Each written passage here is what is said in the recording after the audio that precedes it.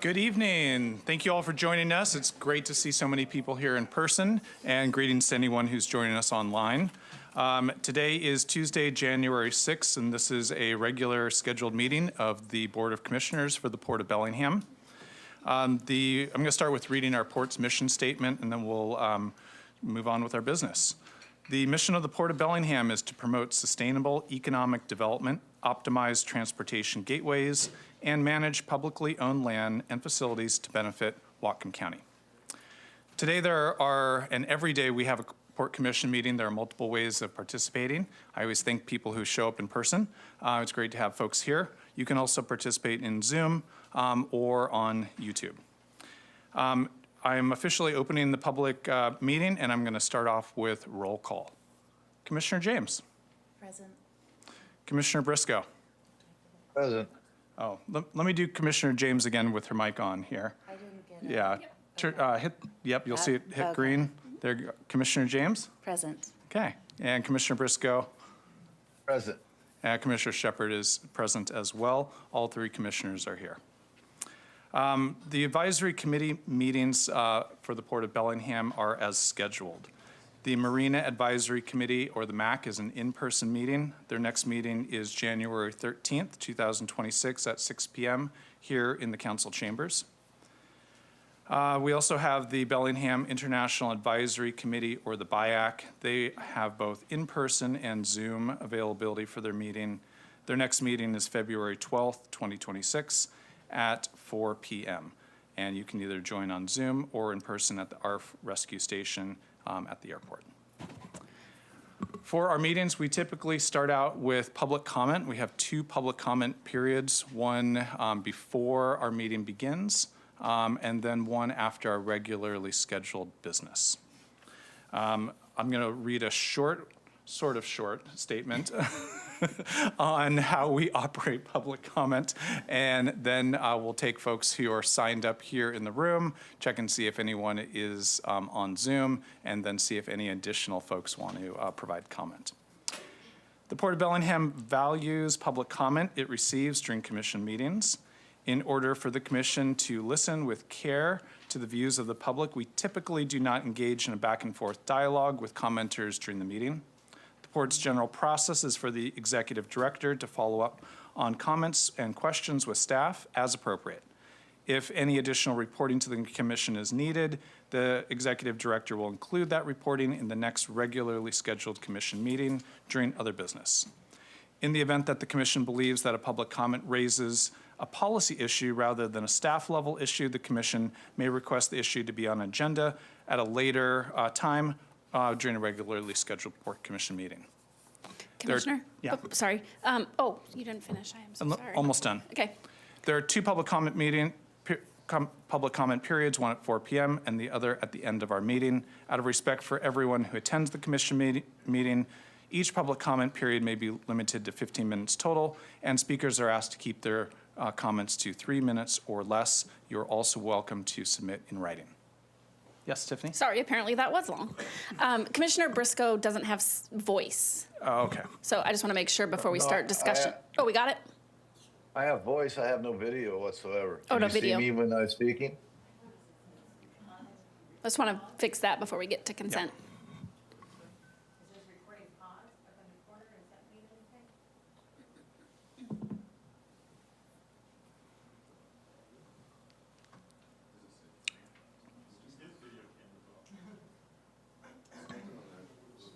Recording in progress.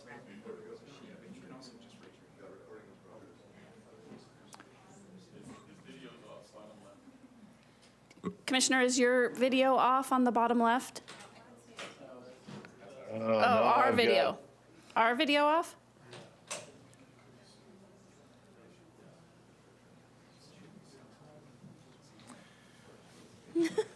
Do we have a song? Can you see me at all when I speak, Michael? Like I up on didn't the bring it screen? now. Yes, No. we can see you. you. And hear you. Thank you. Yeah, we can hear and see you. If you're okay with us proceeding, we'll work on continuing to try and get any video feed. Yeah, no, go ahead. Proceed. Hopefully we can get some video here. Okay, Andrew thinks the fix is in progress, so we'll just proceed and hopefully the fix will materialize. Thanks, Commissioner Briscoe. Very good. Okay. We are going to start out with our public comment. And before we do that, I just wanted to wish everyone a Happy New Year and to welcome Commissioner James. Thank you. Officially. Yeah, you can clap. Thank you all. I was just doing some research, and it's been since 1996 when the first woman was elected at the Port of Bellingham between 1996 and 2004. I had made a note. Let me see what. This was Ginny Benton. I never had the pleasure of knowing Commissioner Benton, but that was the first and only woman until Commissioner James on the Port of Bellingham Commission. So, welcome. Thanks for mentioning that. Yeah, and thanks to you all for making this possible. Great. Okay, well, you'll hear a lot more from us, but we're going to start out with public comment. The first person I have on my list is Ken Bell. Nice to see you.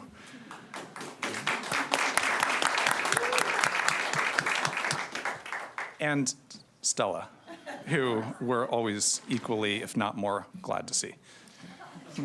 So there's two things. First, confession, I actually got nervous before coming down here tonight. A little knot in my stomach, but I came here, first of all, because I wouldn't have missed the first meeting for Carly for anything in the world. I have a huge meeting up in Canada tomorrow that I put off a day just so that I could be here, and I just want you to know that for those of you that came to support her, thank you for doing that. Even though you worked actively against me, I still love you. All of you. Almost all of you. But I also want you to know, just as commissioners, there is no one that worked harder on the issues on this agenda than Carly James. This last couple of weeks, the number of phone calls that I've fielded and the number of deep dives that she went into on things that she didn't know or wanted my perspective on was off the chart. I don't think you're ever going to find a harder working port commissioner than you will in Carly James. I think the port will be well served with Carly James. You're going to find somebody who cares deeply, understands nuance, and is not afraid to ask questions, nor is she afraid to buck power. I stand as a testimony to that. And with that being said, I just wanted to say welcome to the port. The port is in good hands going forward, and I thank you for your service. Thank you, Ken. But then I also got a public comment on the executive director search because I thought we killed a couple of things that I want to see if we can still nail.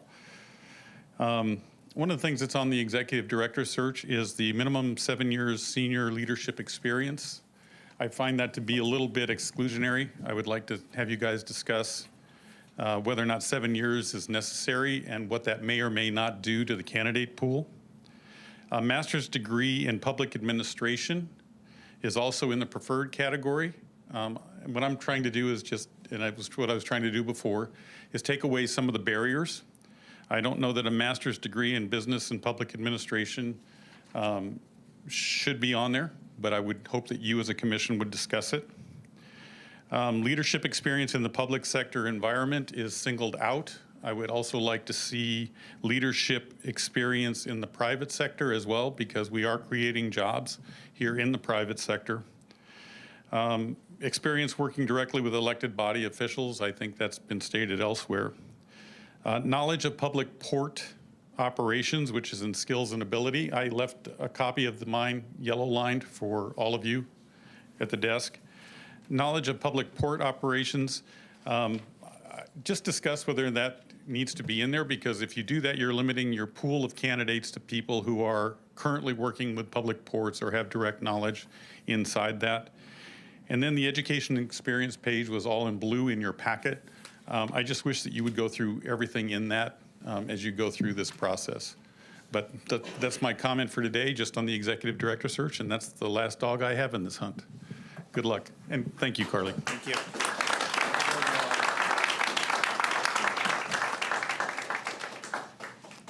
All right. Next person on my list is Dan Tucker.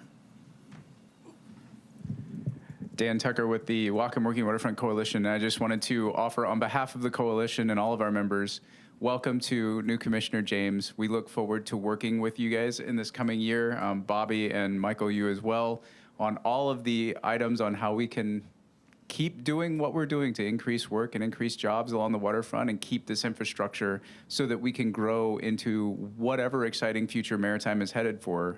We're in a light bulb moment right now. So if you think about the first light bulb that was illuminated in 1881 along the streets of Paris for the Electricity Expo, and how many people saw that light bulb and had no idea 100 years later how electricity would change not just industry, but their daily lives. We're seeing that kind of technology come on for the first time right now in the maritime industry. And Bellingham has a chance to lead in that. So we're excited to work with you and excited to hopefully capture and lead, as we have already been doing here in Bellingham in the maritime sector for the state. So thank you and welcome. John Survey. I'm John Survey, live in Bellingham. And first I want to thank Ken Bell as a fine gentleman, a fine competitor, a good port commissioner, did his best. And the way he worked with Carly with his opposition, I've never seen that in politics. I'm an old political junkie here. I've seen politeness and civility, but never such a interchange. So I think it speaks very, very well to him as a person, as a character. Secondly, welcome, Carly. You have a lot of hope from many of us, and indeed, we feel it's well placed. I think this is I feel that this is a beginning of a new era in the port. We're really waiting for 5 commissioners, and that'll be another year. And the reason is we want the commissioners making the decisions and being able to discuss the issues with each other.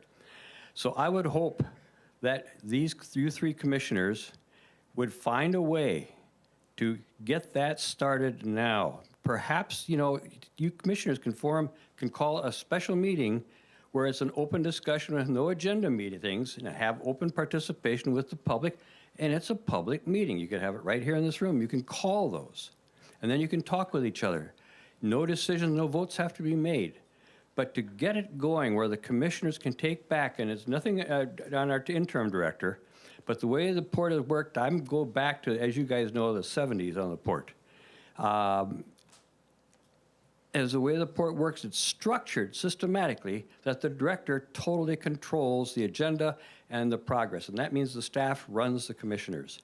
That, we hope, ends. That's been the whole idea of getting 5 commissioners for the last 30-some years. So when we get the 5, great. We're going to be putting, a lot of us are going to be putting some effort into getting 2 more good commissioners who have the public interest of the community in mind. And we hope, my one request that I hope is what we've had since, for the last 20-some years, the port has been oriented around maximizing the value of the public's ownership of the port, maximizing revenue, maximizing income for the port. Totally 180 degrees wrong.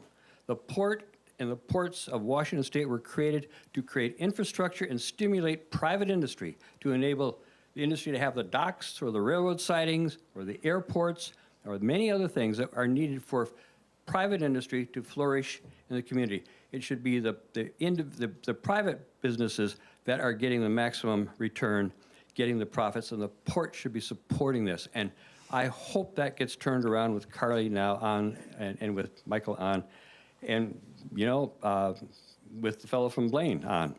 So let's, I'm sorry, I'm an old man. I forget nouns sometimes. That's my hope. Thank you very much for letting me speak. Thank you, John. Is there anybody else in the room who wishes to provide a public comment? Come on up and tell us who you are. Hi, my name is Jabriel Donahue. I'm the owner of the Admiralty Lounge downtown. First, again, I'd like to welcome Commissioner James. We're very excited to have you. I grew up in Bellingham. This has been my home for more than half of my life. I left for a while, as many of my age have done.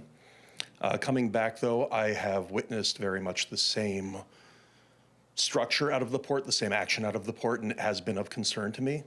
And those points of concern I'd like to enumerate briefly. First, I would like to draw attention that I haven't heard any public commentary on, which is the Northern Light article that outlined the misappropriation or the appearance of misappropriation of funds through the procurement process with the port. We saw an average of over 100% growth on various projects that were initially not voted in. I think probably everybody on the commission is aware of these. It concerns me that we're 2 months past the beginning of that article coming out and nobody has said anything about that. I would very much like to hear public commentary and some accounting for that. I am not seeking a great sense of redress, but I think we can't move forward if we say, oh, we're going to get audited every couple of years and then we'll see what happened. That's not preventative. That doesn't fix anything, and it doesn't stop this from happening in the future, because what we are seeing on the back end deserves explanation to the community. I would also like to back my voice to the previous commenter about the port being globally. Ports are intended to be building private businesses. They're intended to be revenue or economic builders. And even in the port's own media, we have seen a lot of commentary within the port imagining itself as a private business. It refers to airport revenues as port revenues, for example. That is of some concern to me because I don't think the port owns Southwest Airlines. We shouldn't be looking at the money being spent on fuel as port revenue that can be spread around. And my last concern that I would like to bring up is the waterfront project, which I know has been a sticky wicket for everybody for quite a while here. But as a downtown business owner, I am particularly concerned about the way that it is managed in the summer and the apparent lack of regard that was approached with how the business and being done down in the waterfront would affect business downtown. Because I can tell you as a downtown business person, it basically sucks the life out of downtown every summer. And it doesn't do so with any partnership, any outreach, or any kind of engagement that has meaningful revenue opportunities for other people who would want to come in. When I first heard about I wasn't quite back in Bellingham when I first heard about this, and my understanding was it was going to be something more of a business incubator. What it is now is just kind of an extension of businesses that already exist in other parts of town. It's not giving anybody from out of town any reason to come in. It's not buoying up young talent, and we're throwing a lot of events there that bring in money and talent from out of town and then take that money and talent and send it right back out of town. So I would be very curious to hear in the next meeting what thoughts are being put towards creating revenue opportunities in Bellingham that keeps that money in Bellingham and doesn't continue my entire lifetime's perception of the Port of Bellingham and the City of Bellingham being at odds. Thank you very much. Thank you for your comments. Anybody else wish to provide public comment? Anybody on Zoom? Okay, going once, going twice. We will move on with our consent agenda. Tracy? Motion to approve consent agenda items A through D. All right, Commissioner Briscoe, do you have any questions or comments for the consent agenda? No discussion. Okay. Commissioner James? So first meeting, are we just approving these as a whole, or do we go through them one at a time? Yeah, so typically we approve the consent agenda is set to be approved as a whole block of items. And then the action items are addressed individually.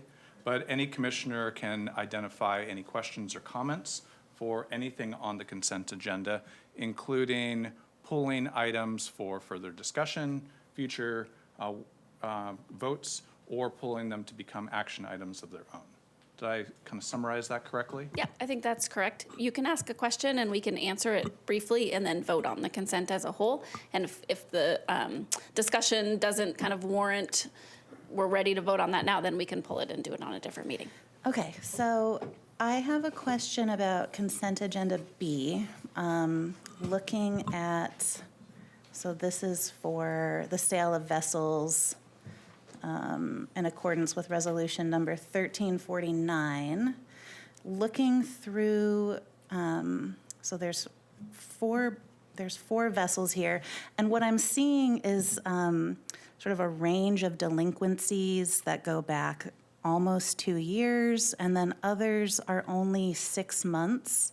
So I'm just curious, is there a schedule for doing this? Like, why have some been allowed to go delinquent for so long and others less long? I think I can speak to that. So when a vessel owner goes delinquent, we try our best, we give them 90 days and try our best to start collecting. Sometimes those owners do make efforts to make payments, and so we want to give the owners every opportunity to come current on their bill. Other times, we just won't get a response. And so that's why you'll have this more narrow time frame. Does that make sense? So the ones that have gone on longer have just a little bit more back and forth. Right. And just so everyone understands, Right. I just want to make sure that, everyone's having an equal opportunity amount of time to address the delinquency. Absolutely. And those timeframes are set in the RCW.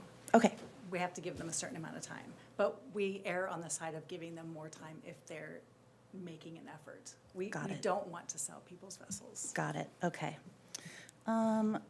That is good for me for that question. Motion C about the conference in Rio. Just curious, just from being new, what would we expect as like a deliverable from going to this?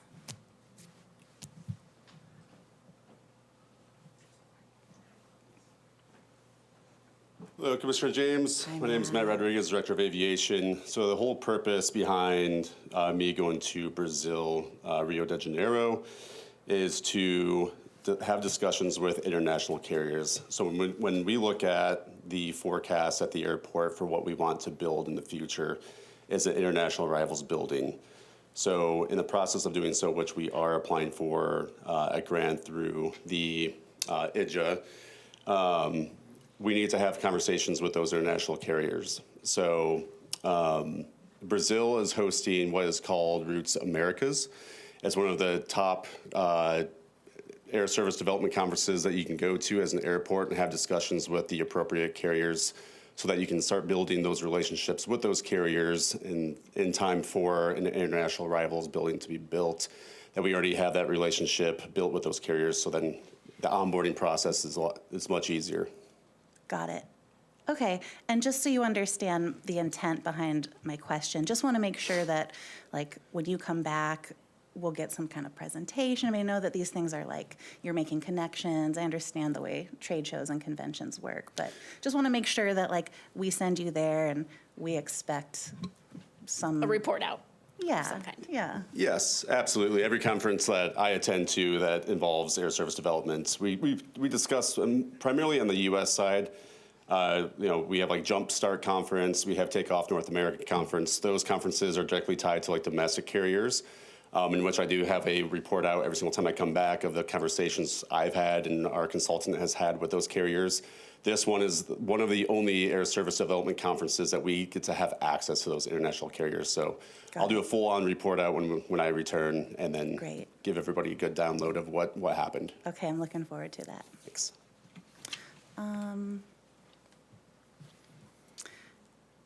Motion D, authorizing a new janitorial maintenance service. And I think that, my question relates to public comment that we received, just wanting to acknowledge questions from the community about articles and press about our purchasing guidelines. So nothing about this is a red flag for me. It looks well above the thresholds.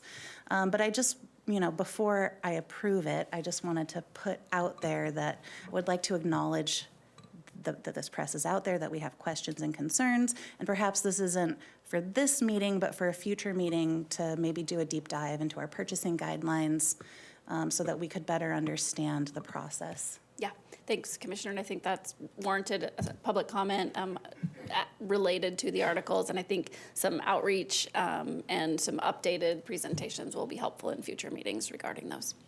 Great. Those are my questions. Okay. I don't have any questions or comments, so you can proceed, Tracy. Motion to approve consent agenda items A through D. Commissioner Briscoe, Yes. Commissioner James, Yes. and Commissioner Shepard is a yes as well. Carries 3-0. All right, we have 3 presentations. Our first is we're fortunate to have Whatcom County Auditor Stacy Henthorn here. Thank you for coming to our meeting, Stacy.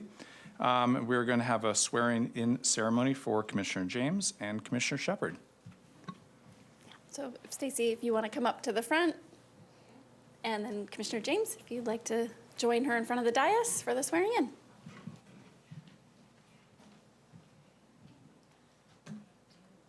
Let's see, we should have a mic probably.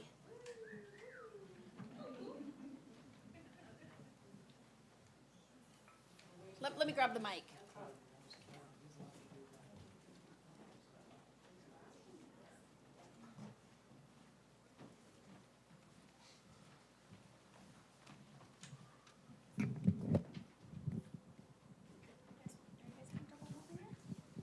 Test, test. I'll just hold it. Well, she's going to repeat. Okay. Oh, do you want me to hold it? Okay, you know how to hold the Okay, mic. yes. Okay, all right. So I'll have you raise your right hand.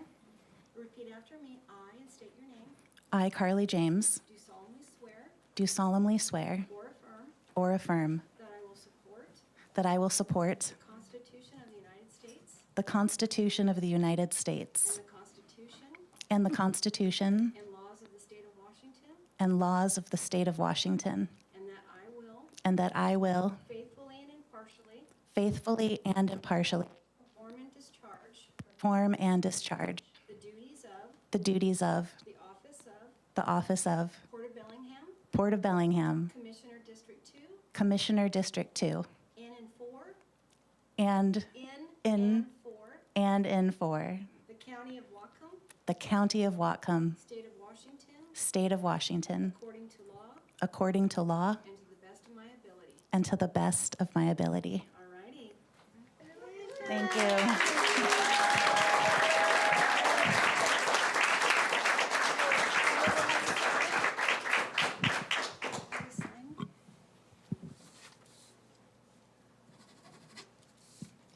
Okay,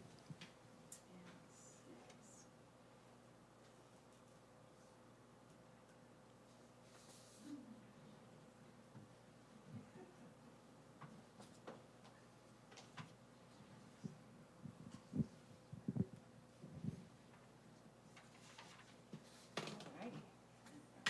Make it official. Hey, again, congratulations. Right, it's official. Nice work.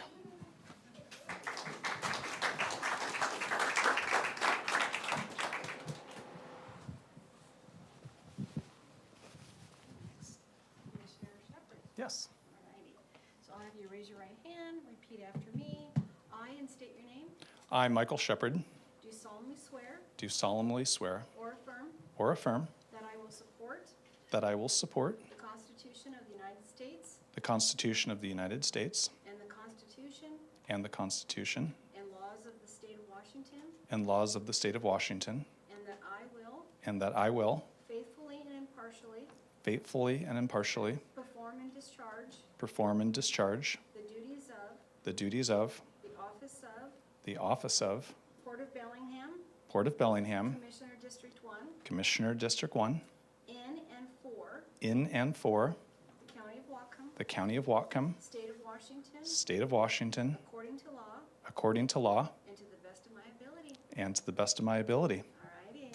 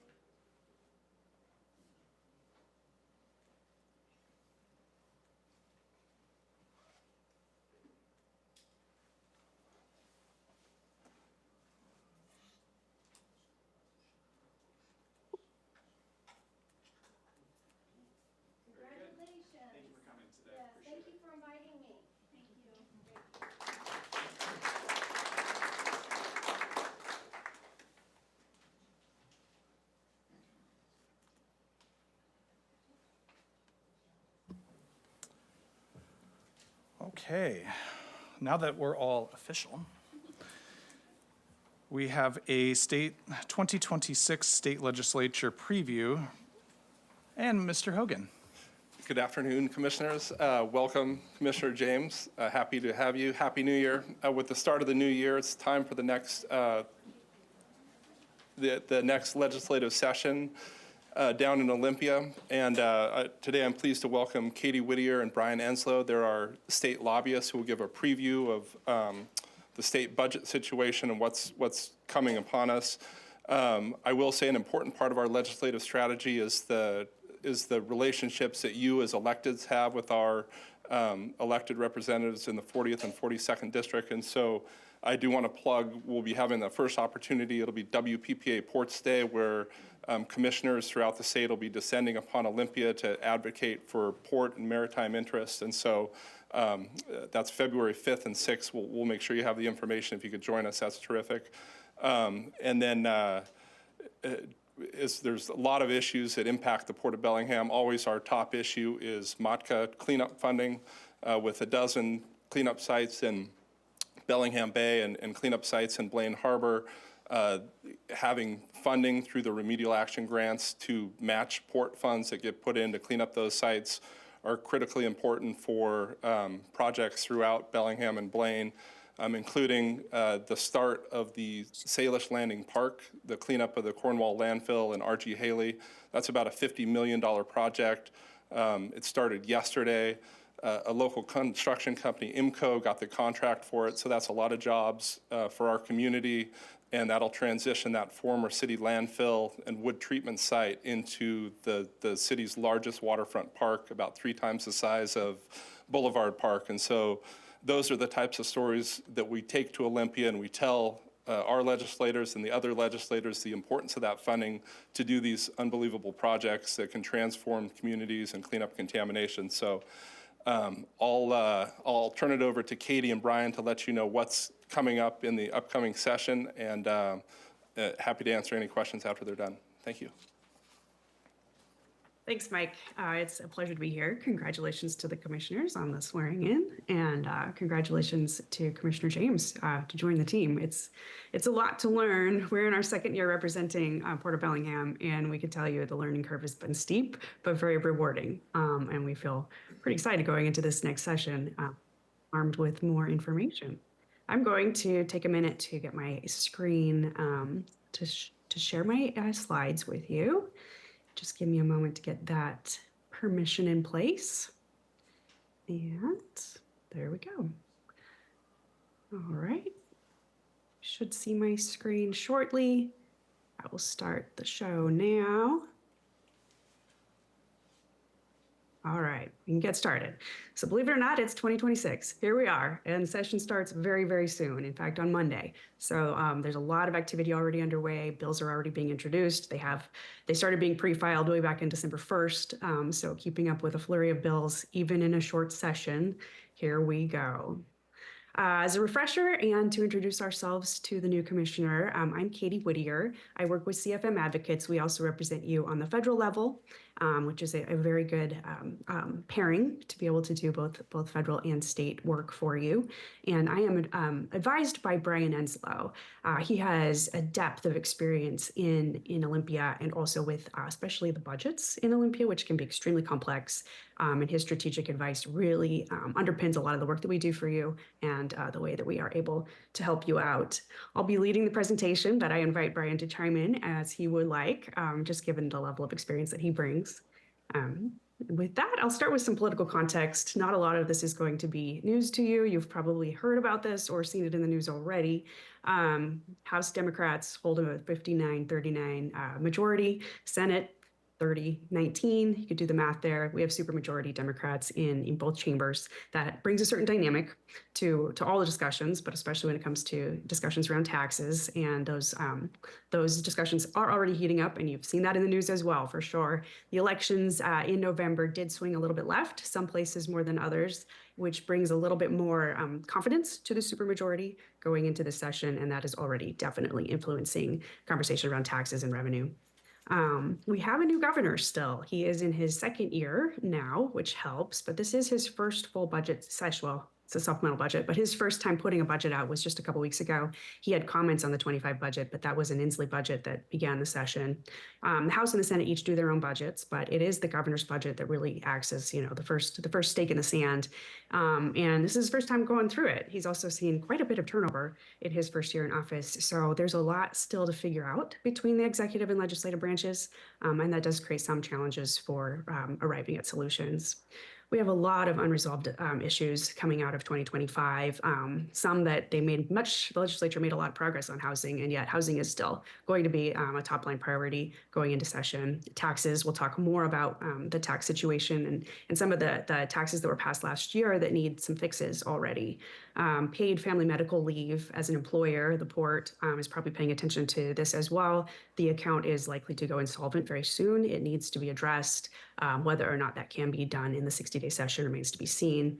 You're going to hear more about firefighting funds this year, quite a bit more. There's some political heavyweights playing in that space, and coming out of this past fire season where we maybe dodged a bullet. It was a little bit lighter than it could have been given the conditions, but we are going to see a lot of conversation around that. It's a 60-day session. That goes by very quickly. It's a supplemental budget, not a full budget, and that will constrain how much we can get done over the next several weeks. And I don't anticipate seeing it going into overtime because it's an election year.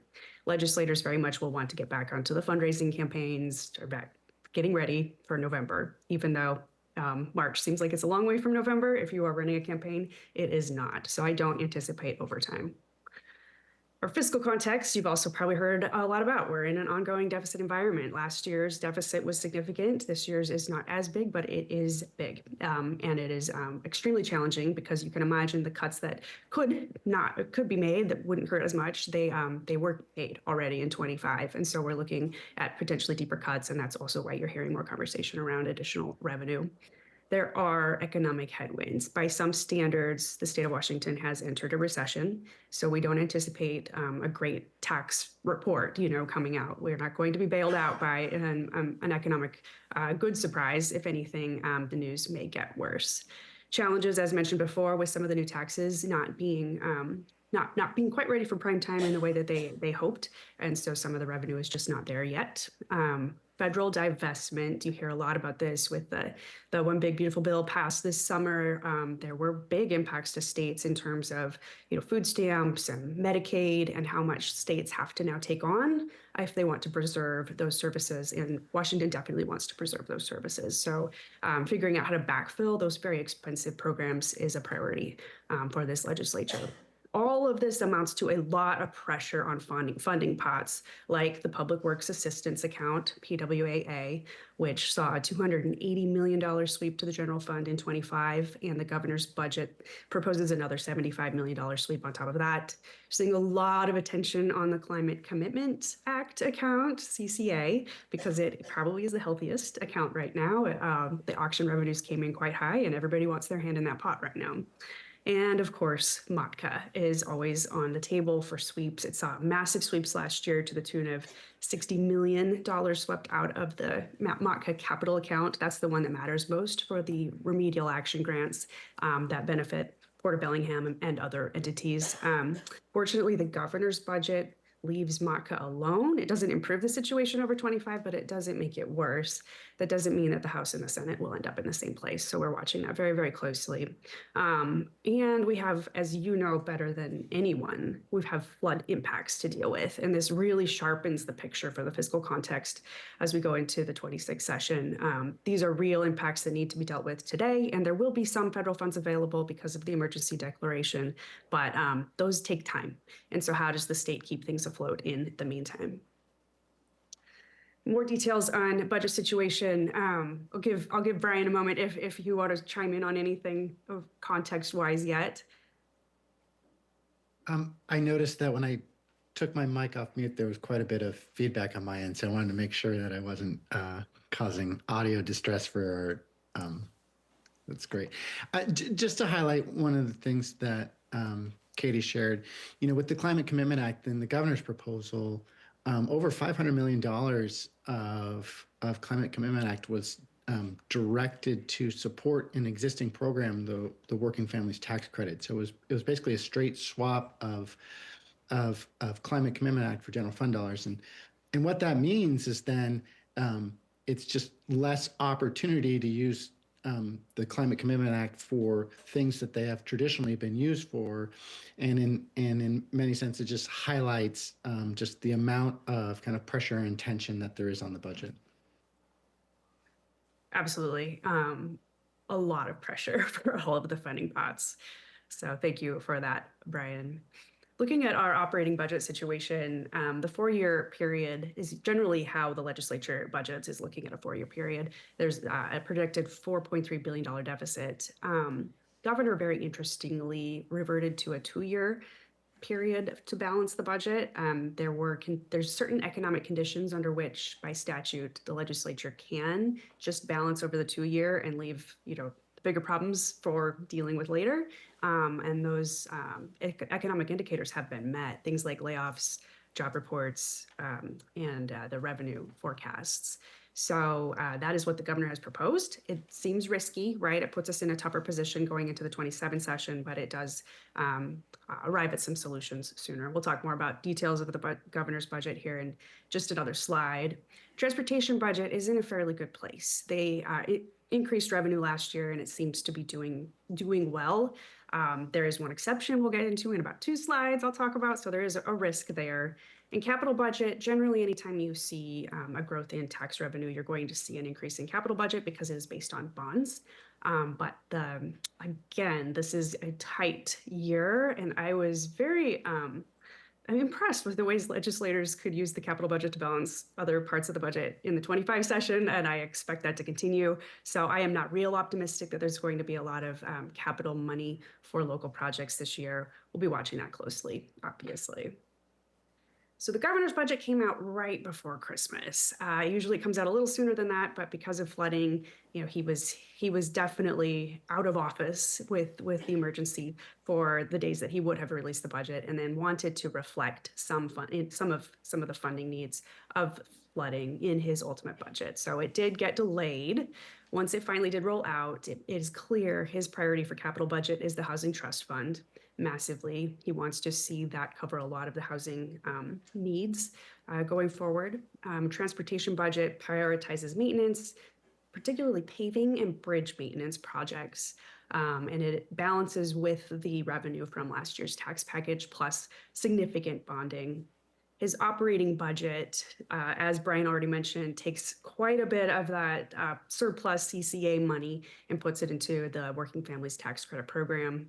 He proposes taking half of what's left in the state's rainy day fund to balance the budget. That comes with risks, obviously. It leaves us with about $1 billion in the rainy day fund going forward. Kind of risky when we're looking at potentially going into recession, but it is one way to balance the budget, absolutely. He also proposes $800 million in cuts, but enough program expansions at the same time that it really evens that out quite a bit and does call for more revenue. To that end, he is supportive of what he's calling a millionaire's tax. This is the income tax idea that you've seen headlines about. You will continue to see headlines about. It is top of mind for everyone. Revenue. This is probably as likely a time as ever in history for Washington to consider moving to an income tax. It's being called the millionaire's tax because as it's currently envisioned, it would impact households above $1 million. Devils are in the details, obviously, and there's still a lot of details to be ironed out, but do expect to see headlines about this, do expect to see debate about this. It is top of mind in every legislative meeting that I've been in the last month and a half. As mentioned before, there are taxes from last year's package that need to be fixed. In particular, the sales tax on services bill.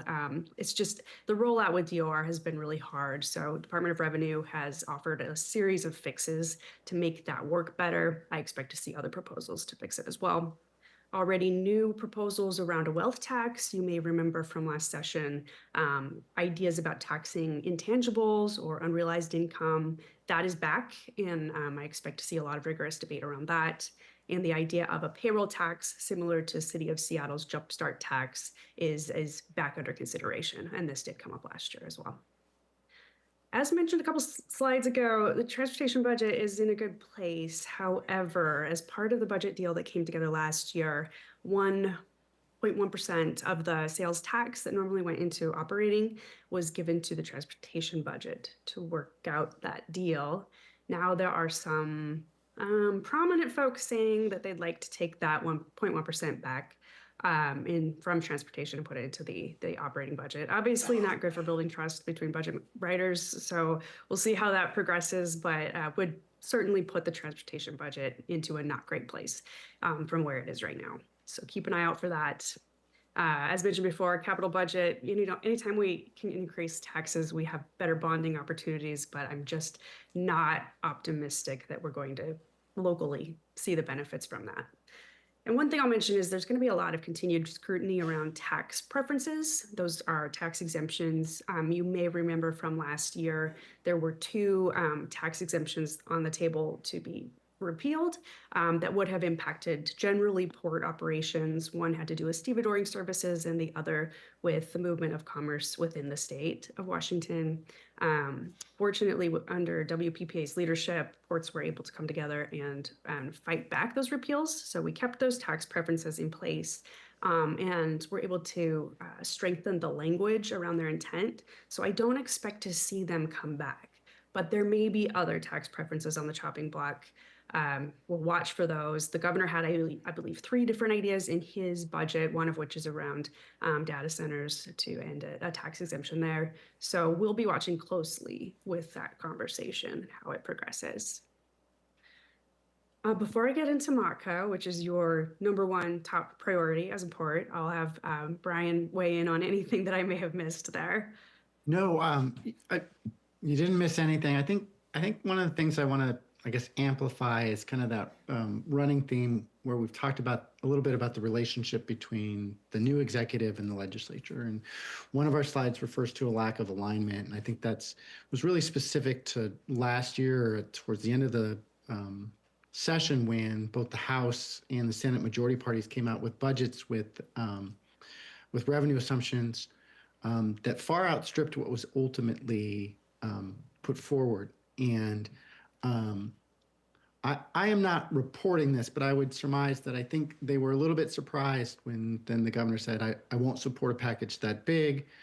I won't support like a property tax increase. I think what is important to highlight this year, especially with respect to the income taxes, it does appear that they have had a conversation, that proposals came out and were announced by the respective majority parties in the House and Senate, and then the governor comes out and makes a very public statement saying, if it comes to my desk, I don't intend to veto it. So I want to share that's a little bit different than last year and is something to consider. And then lastly about that piece, it's our job to act as reporters, but it's also, and we have reported that there has been a lot of conversation. There's a lot of energy there. I think it's also important to acknowledge that while that concept polls well in certain regions, if we highlight back to kind of like where the majorities are, if it were to pass, it would need 50 out of the 59 Democrats in the House to vote for, and 25 out of the 30 Democrats in the Senate to vote for it. And so when that becomes real and when there is an actual proposal to be debated and advocated either for or against, I think we'll see some additional, we'll get more information about how popular it is ultimately. So I think that's what I wanted to share, and I'm going to go ahead and put myself back on mute. Thanks, Brian. That's excellent context. Certainly nothing is a done deal. So even though the conversations are loud and proud and everywhere, it is going to be hard to get something like an income tax across the line. And it's the right conversation to be having at this point in history, I believe. So stay tuned. You're going to see this in the news all the time. Let's talk about MOTCA. So Bottle Toxins Control Act funding is extraordinarily important for cleanups, as Mike already mentioned. We started hearing back in July or August about a legislator who wanted to reform MOTCA. And anytime you're going to open up a big program like MOTCA and reform it, there's cause for concern. So we did a lot of digging to figure out, what was going on, what did they mean by MOTCA reform, and fortunately, we were able to have some good conversations with the chair of the House Energy and Environment Committee, Chair Dolio from Olympia, and it sounds like her ideas of MACA reform might be worth getting behind. To that end, she hosted a work session during committee days in early December on MACA, and Mike made the trip to Olympia so that we could be there. WPPA presented on behalf of all ports, but we were extremely involved in putting together the talking points for WPPA on MACA, and in fact, we're featured not just in WPPA's presentation, but also with Association of Washington City's presentation. So Port of Bellingham got certainly the highlight that it deserved on this issue. Overall, we wanted the theme to be a little bit along the lines of don't let the perfect be the enemy of the good, the thought being ecology when they are overseeing these big cleanup projects. They have a hard time committing to a plan until they think every T is crossed, every I is dotted. And sometimes that's a big driver in driving up costs and timeline and being able to keep your permits from the federal government, which expire after a certain amount of time. We were not alone with that theme. Other practitioners who were on the panel that day echoed very similar sentiments, and we had good conversations afterwards with the ranking member on that committee as well as the chair, Chair Dolio, and we think that message got across. Chair Dolio in particular was happy with how the messaging went. She wanted ecology to hear that sort of message coming out of the practitioner community.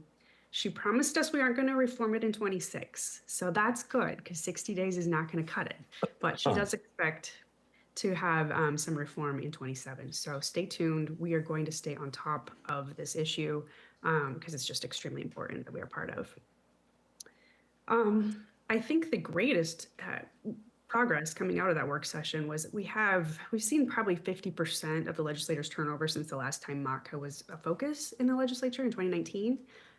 This work session brought a lot of people into the conversation who had no idea what it was before. So I think it's one big building block we can build on from here to get more legislators in the know about what MACA is and why it's important. Hey, Beyond, Katie. Yep. This is Commissioner Shepard. I just wanted to interrupt for a moment, just because we use a lot of acronyms, and since we have folks from the public here, I just wanted to take a moment to highlight MACA, because not everybody knows. I did not know what MACA was before I was commissioner. It's the Model Toxic Control Act, and I'll let you back me up, Katie or Brian, if I misspeak at all.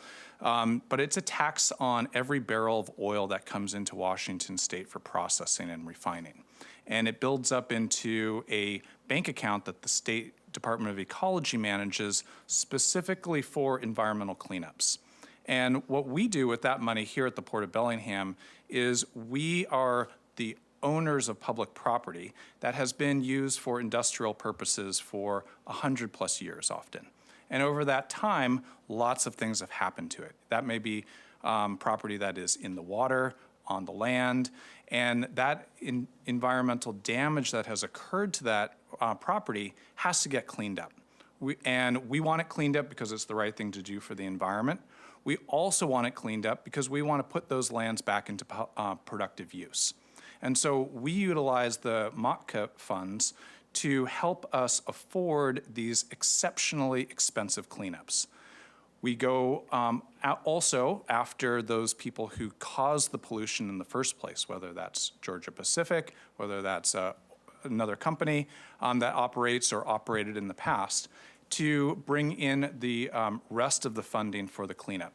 And we do that so that we're able to really take these exceptionally expensive cleanups, make them attainable for our budget in a partnership with the state. And so it's a exceptionally regulated and challenging process to work through. But those funds are essential for us to do the cleanup work, whether that's cleaning up the old GP site, the waters around the GP site, what will become the future Salish Landing property, the I&J waterway, other waterways here in Squalicum Harbor, properties in Blaine Harbor. The Port of Bellingham is probably the largest recipient of MACA funds in the entire state. It means we're exceptionally good at using these funds. We know how to apply them for exceptional return for the public. And we also just have a long legacy of polluted properties. Bellingham is one of the most polluted waterways. Bellingham Bay is one of the most polluted waterways in the entire state. And so we just have a lot of work to do. And anytime we have an opportunity to have the public be our partner in talking with their legislatures, talking with their neighbors about the importance of some of these kind of acronyms that don't always make sense immediately. It is helping us to do this work that you want done and we want done, and we're trying to make happen together. Did I miss anything there, Mike? Thanks, Commissioner. Yeah, just a couple things. That the Model Toxics Control Act was passed by the voters in 1989 specifically to fund cleanups, clean up contaminated sites. However, over the last biennium, only 13% of the entire revenue for MOTCA was for remedial action grants. So over time, that money, it's a lot, has been programmed for all sorts of different things. Since 2009, $370 million has been swept out of MOTCA for general purposes, to plug budget gaps wherever. So that's why it's a big focus for us. We have huge needs for the original purpose it was intended for, to clean up these contaminated sites, to rebuild our waterfront infrastructure, to do the jobs, to do the parks, and all the great things that come with that.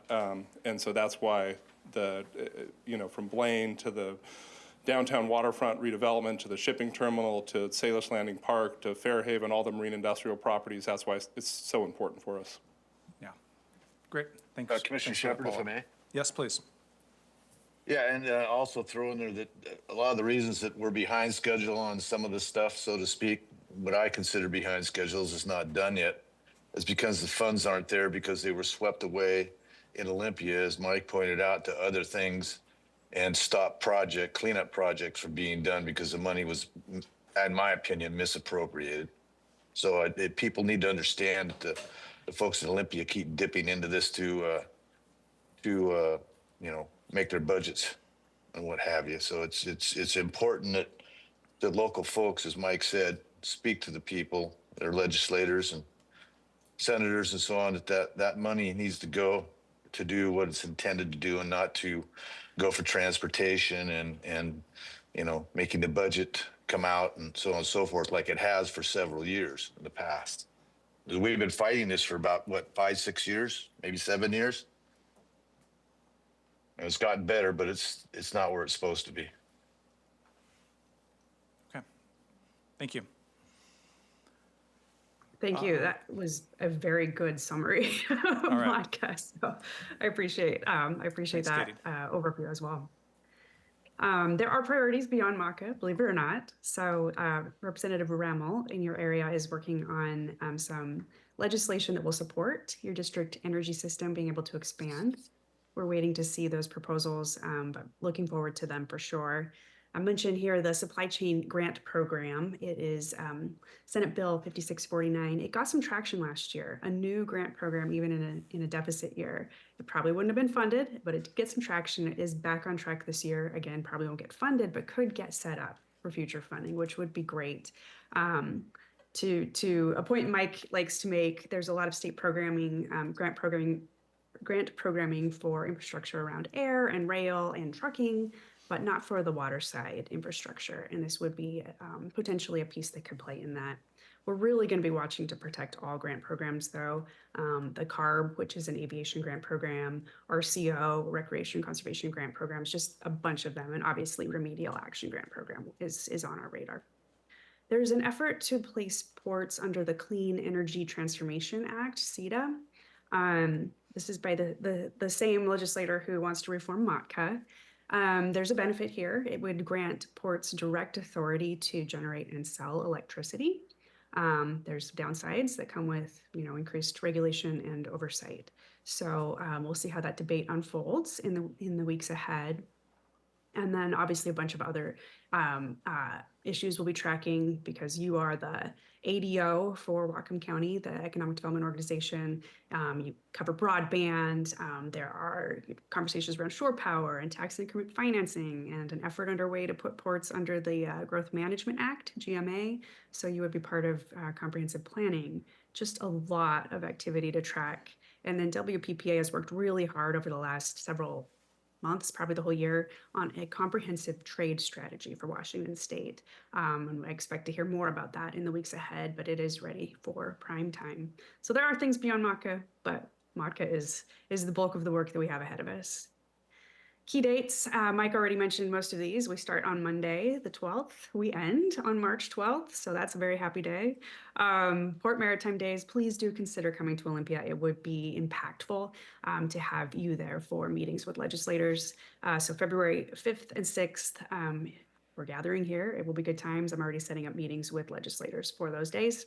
Interestingly, that will happen after first cutoff, and first cutoff is the deadline by which bills that haven't moved start to die. So there will be a little bit of clarity on the 5th about what's grown legs, what is moving versus what really is not gaining momentum. But it also means that some of those bills that didn't gain momentum before were too late to save them. So it's an interesting timing that I just wanted to make you aware of. I'll let Brian follow up on anything I might have missed and then open it up for discussion. No, I just want to appreciate the opportunity to present here. It's always an honor to represent an entity such as yours, and happy, like Katie said, to answer any questions if appropriate. Okay. Thanks, Brian. Thanks, Katie. Fantastic. Commissioners, any questions or comments before we move on? Yeah. Commissioner James, questions, comments? Nice to meet you folks, and thank you for the welcome. And I don't have any questions, no.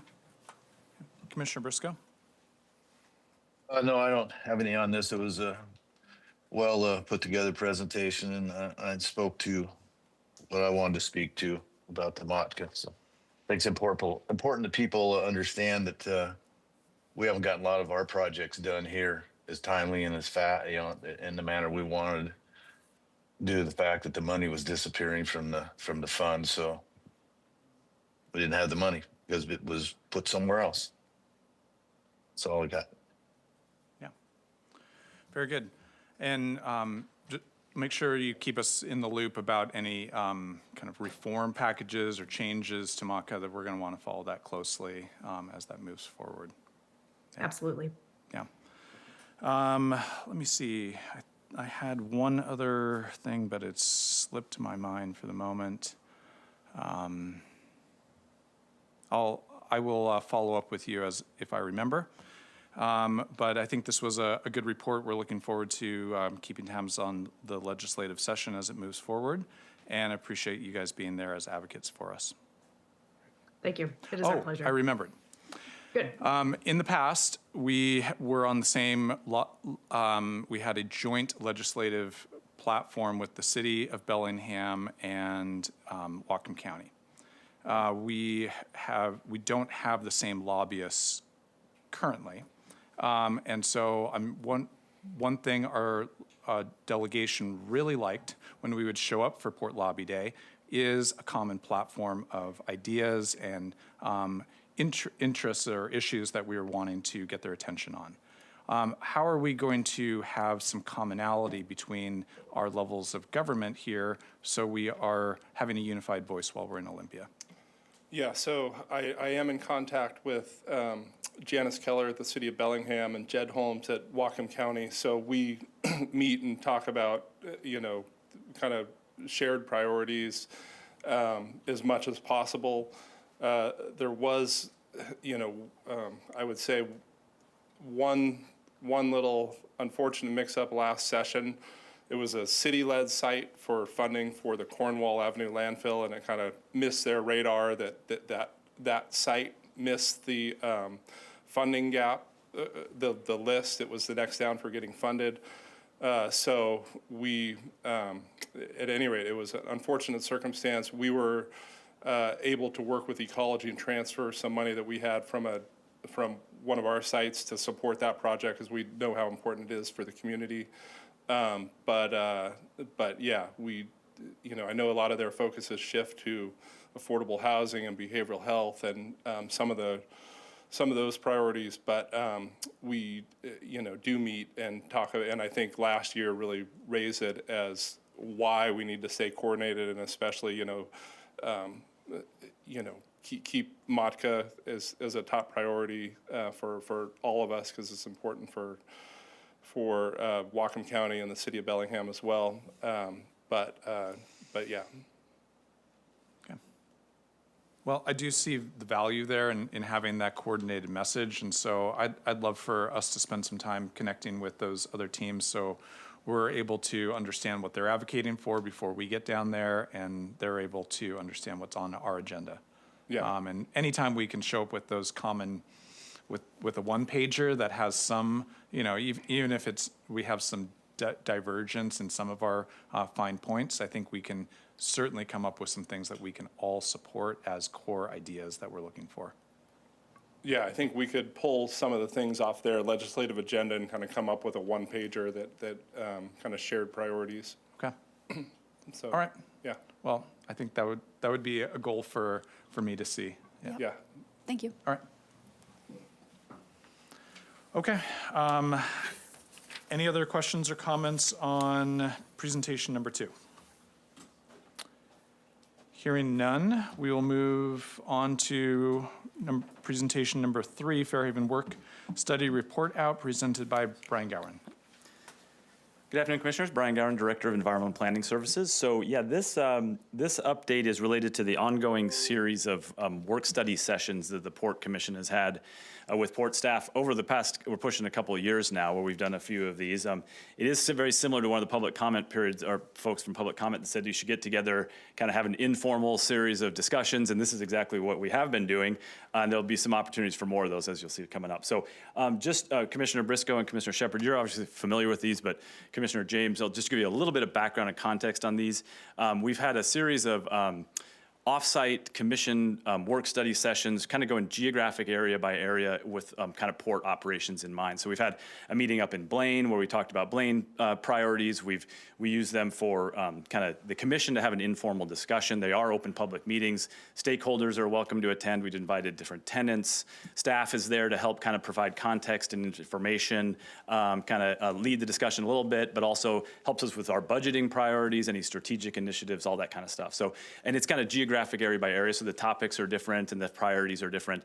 And then what we've tried to do then is have a report back out to the commission. Staff kind of takes an effort of kind of culminating all the discussion points, the action items, and then report back to the commission and saying, hey, did we capture what you were looking for? These are the action items that we heard. And so this is the first one of these for the Fairhaven discussion that we had back in October. And so I'll be presenting this, but this is a cross-divisional set of work. So, and if you have questions, maybe you can pull up folks that are involved in there from, real estate, economic development, environmental planning, engineering, all the different groups that are involved in these discussions, because it's not just a planning effort. It's really kind of a port-wide commission discussion about prioritization and that kind of thing. So with that, any questions on that or clarifications, you'll kind of see as we go through kind of how we move through these, okay? So what I'll talk through here today is just a kind of a summary of the discussion that we had and some of the action items and the things that we'll be working on in the coming year or so. We also did one of these at the airport as well, where we had it out at the Airport Industrial Park, and this one was in Fairhaven. So we'll go through some of the participants and the stakeholders that were part of that meeting. Just a quick summary on the previous planning work that had been done in Fairhaven that kind of really does still hold up and kind of guides our larger discussion. Then I'll start to walk through kind of the area by area that we talked through, the Fairhaven Marine Industrial Park, or FMIP, which you'll hear. That's what the image here on the right here is. That's FMIP. Then we'll talk about the Community Boating Center, some of the initiatives there, the Bellingham Cruise Terminal, our marine industrial properties, which we're referring to now. It's the former shipyard, and then also Marine Park, and then summarize some of the next steps. So on October 2nd, we had a kind of half-day work study session at the Fairhaven Cruise Terminal there in the dome room there, shown on the right. Port Commission was present. A number of Port staff attended. The City of Bellingham Mayor Lund attended. That was a very generous time commitment for a full half day to talk about Fairhaven and port operations. A number of port tenants joined, representing marine trades, seafood processing, charter vessel operators that operate out of the cruise terminal. Representatives from the ILWU, Longshore representatives were there, as well as a number of other interested public, just general public, industry experts, the Working Waterfront Coalition, and a bunch of other stakeholders. So it really was a really good attendance and a really good discussion. So and some of these are the slides that we went through during that discussion and the work study. But one thing that, as we were preparing for this, we pulled back up an older planning document, which was the Port adopted 2008 Fairhaven Comprehensive Scheme of Harbor Improvements. And this is an internal port document that was adopted by the Port Commission back in 2008.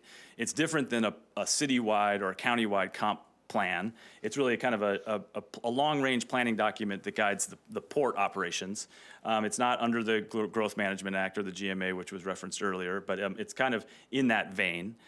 We've done them for different areas, and we reviewed back what we said in Fairhaven. And actually, it's a broad brush planning document. It did really show that it's held up pretty well. A lot of the things that were identified in that document really are things that we've been implementing over the past couple decades, and they still hold up. So just to review that, some of the big takeaways were to promote a vibrant waterfront economy, so looking at marine trades, how to do on port property, how to support a waterfront economy.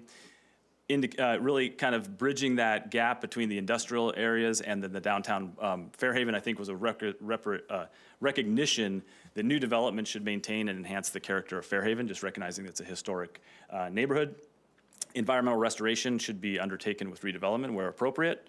And then we should continue to look for ways to improve public access to the waterfront. So a lot of those things are things we're already or continuing to do. So I think that shows that this document really does continue to hold up. So we referred back to that a few ways. As we walk through this, we'll be talking about a couple different, the areas that we're talking about in a couple different ways. So in the 2008 document, this is the nomenclature that was used, areas 1 through 5. And they generally line up with the areas that we'll be talking about tonight, but a few little differences. So area 1 on the right there is the FMIP, or the Fairhaven Marine Industrial Park. Area 2 here in the middle is the community, what we'll be referring to the rest of the night as the Community Boating Center area.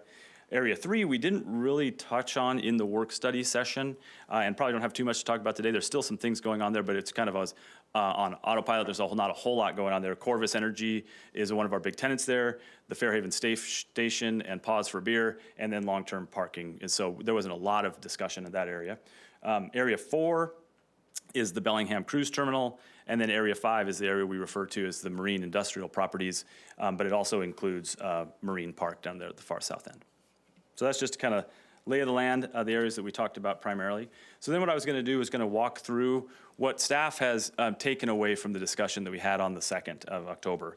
So focusing here first on Area 1, the FMIP. The big discussion was about a direction from the commission to advance infrastructure improvements to support expansion of marine trades. So for a number of years, FMIP has a lot of deferred maintenance. It has a lot of infrastructure upgrades that are needed. We had some flooding, coastal flooding on one of our tenants for a number of years. And so we had a lot of infrastructure needs that were identified as part of a large project. But as we looked at it, it was really not, it was too costly to undertake all in one chunk of work, so we broke that up into a number of phases. And so we've already completed the improvements here by our Seaview Boatyard tenant. We raised the grades there. That's where there was getting some flooding. We improved their stormwater. Then we started designing the next phase of work, which was more supporting expansion of marine trades and upgrading some of those utilities and sewer connections and telecommunications, that sort of thing. So we had that all fully funded and ready to go. That included a $1.5 million grant from the federal government, but they never passed their budget. So we had a funding gap. And so we were ready to go. That funding fell through. Port staff got together, started to look at different opportunities. The economic development team worked with the Whatcom County EDI board, and we've got in place some funding from EDI to bridge that gap to make that next phase of work feasible again. So we wanted to talk through, because this was in October, so this was just prior to the Port Commission adopting the port budget. So we wanted to go through and say, are these the priorities you want us to go ahead and focus on in the 2026 budget? And so that direction was, put that in, pursue the EDI funding or take the EDI funding, and then prepare to work on that project. So that was a big piece of direction, as well as this sets up the next step of expansion of marine trades in where there was a former building here at this end where Lot 8 is at. And it was a former building, kind of useful life, ran its course, took that building down a number of years ago, and now this infrastructure will queue us up for a future building in that footprint as well. One piece of really interesting discussion that came out of this section, which was kind of a good example of how the stakeholder involvement is really beneficial, was a really great discussion with the commission and other folks on how the port can support marine trades education and training in the community. Just recognizing that marine trades jobs are a big part of Whatcom County, that there's a big opportunity for more education, training in different settings, all the way from elementary school through high school, trade schools, and beyond, is like working with the apprenticeship program at the Working Waterfront Foundation and that sort of thing. So that was a really, really interesting discussion. You'll see in the next steps some of the things that we just have prioritized for next year. So that was kind of how we summarized what we're going to be focusing on in Fairhaven Marine Industrial Park in the next year or so. Area 2, moving on to the Community Boating Center. This was one that is, again, a lot of work already underway, so not a lot of big changes, but more just confirming stay on track. This image on the left here is a rendering of the small watercraft launch and dock and wave attenuator that includes ADA accessibility launching capacity for small hand-powered vessels. And that's been a project that's been underway for years. A lot of fundraising, a lot of grant funding. We had a lot of challenges with permitting, but we've worked through all those, and we have a grant in place. We got a grant extension. Now we're underway with permitting right now. We should be permitted here very shortly, with the goal of having that start construction here this summer in the fish window. That was included at $1.6 million budgeted for that project in the 2026 budget. So not a whole lot of action other than keep going the way we were going. So, like I said, we kind of skipped over Area 3. We didn't talk too much about that. But then these next two areas kind of were the bulk of the discussions. So Area 4, which is the Bellingham Cruise Terminal, it includes a lot of different existing components. Includes the cruise terminal, Warehouse 4 here down in the bottom. A portion of that's leased out by the Alaska Marine Highway System. Includes parking for our facility, which is needed for a variety of different uses. Vehicle staging that's required here as part of the Alaska Marine Highway System, ferry system, as well as we have a number of public meetings and events, holiday port, weddings, a whole bunch of other things occur in that space. And we do have a number of existing tenants down there. The Alaska Marine Highway is a long-standing tenant. San Juan Cruises, other kind of sightseeing vessels, Gato Verde, Schooner Zodiac, and then some smaller kind of tenants that are also in that area, in that building. But what we did discuss was that it's likely we could utilize it more. We could have more utilization of that facility, including for additional passenger vessels beyond the ferry system. And this was actually contemplated in the 2008 comp scheme as well. So there was discussion of, are there kind of opportunities for the mosquito fleet type of things for commuter vessels in and around the islands, expansion of charter vessels, but then also there was a consideration that other cruise vessels could be operated out of the cruise terminal. That included the possibility of a home port or a port of call. There's opportunities for the Alaska market and that sort of thing. And during this discussion of the work study, we brought up to the commission that we had been approached by a cruise terminal operator, Global Ports Holdings, and they were looking to enter into a period of time where they could do some due diligence, do a feasibility analysis of our facilities and their potential operations, and see if that'd be something that we could look at in the future at the cruise terminal to do Alaska or other types of cruises out of Fairhaven. And that's something, again, already has come back to the commission. As you might recall, a couple meetings ago, Tyler Schroeder presented that memorandum of understandings with GPH, which was approved by the commission to enter into that year-long due diligence period. And so that's going to be probably, after the holidays now, that effort will be kicking off in full force here over the course of the next year, with the anticipation that we'll have more information on that as that progresses. So that's one of the action items that was kind of immediately implemented from those discussions. The last area, the last couple areas here that had a fair amount of discussion. This one is the marine industrial properties. It used the former Fairhaven shipyard. That was a big employer at the time. It had a number of dry docks there. Due to some other outside business issues, they actually went bankrupt, and we had been working for a while to try to retain the dry docks they had, to keep that into that type of use. The bank took those, sold them. We weren't able to retain those, so for a number of years we had a tenant there that was doing some light industrial marine trades, but not a whole lot. There were some stormwater management issues, and that tenant has moved on.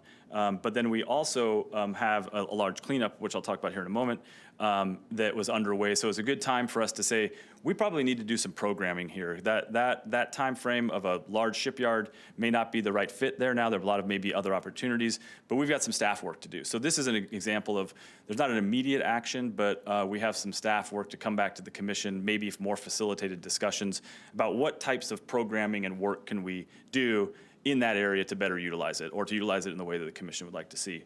But some options would be another mid-sized shipyard, a smaller boat building, assembly repair type of facility, a seafood processing and cold storage, and then also some short-term uses while we're doing that programming. So the one thing that we did get direction on, however, was for the Fairhaven Harris Avenue Pier, this large kind of wharf structure that was previously fully leased by the tenant. So the shipyard and then the most recent tenant as well. That pier was fully leased by them and under their operational control. To provide some flexibility and also for kind of port operation decisions, we've got direction from the commission to keep that as a multi-user facility operated by the port and by the Port Marine Terminals Division. So we've started to implement that.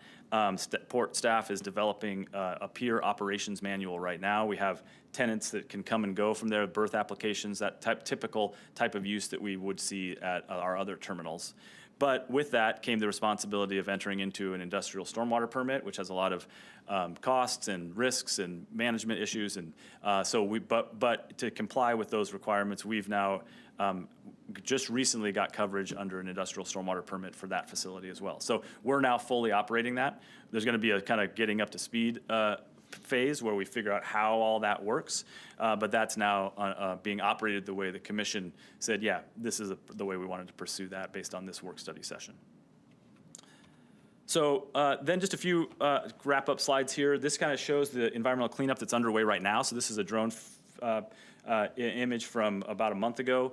You can see there wouldn't have been able to be much operations there even if we did have a tenant, because that entire footprint of that site was excavated a minimum of 4 feet to remove the upper 4 feet of contamination. And then you can see some areas where there was some deeper contamination where we had some larger scale excavations.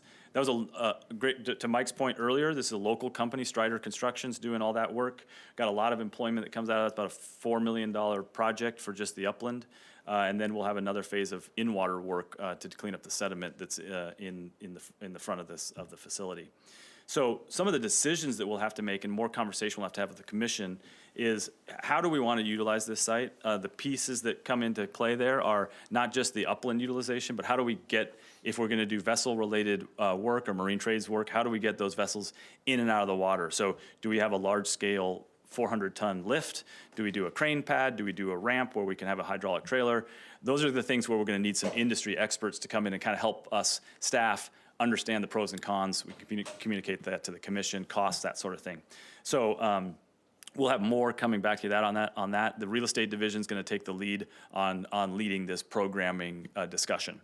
And then in the meantime, and a couple other things that were discussed as well, and you'll see this on the next slide, is there's some opportunities as well for some additional fish processing and cold storage opportunities as well, potentially. So how do we fit all of those desires into this one space? So here is an image that kind of shows that.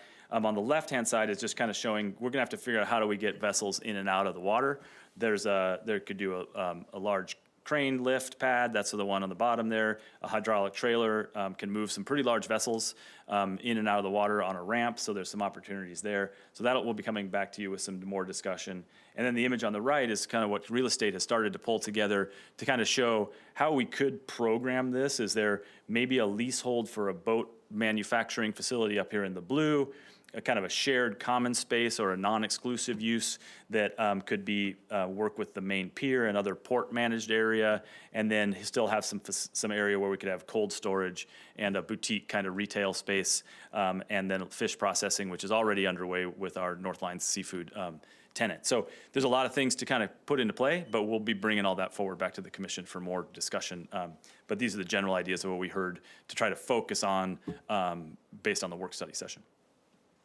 So the last slide I got here, or last couple here, just to highlight Marine Park. You know, this is a really big community asset. It's a port-managed park.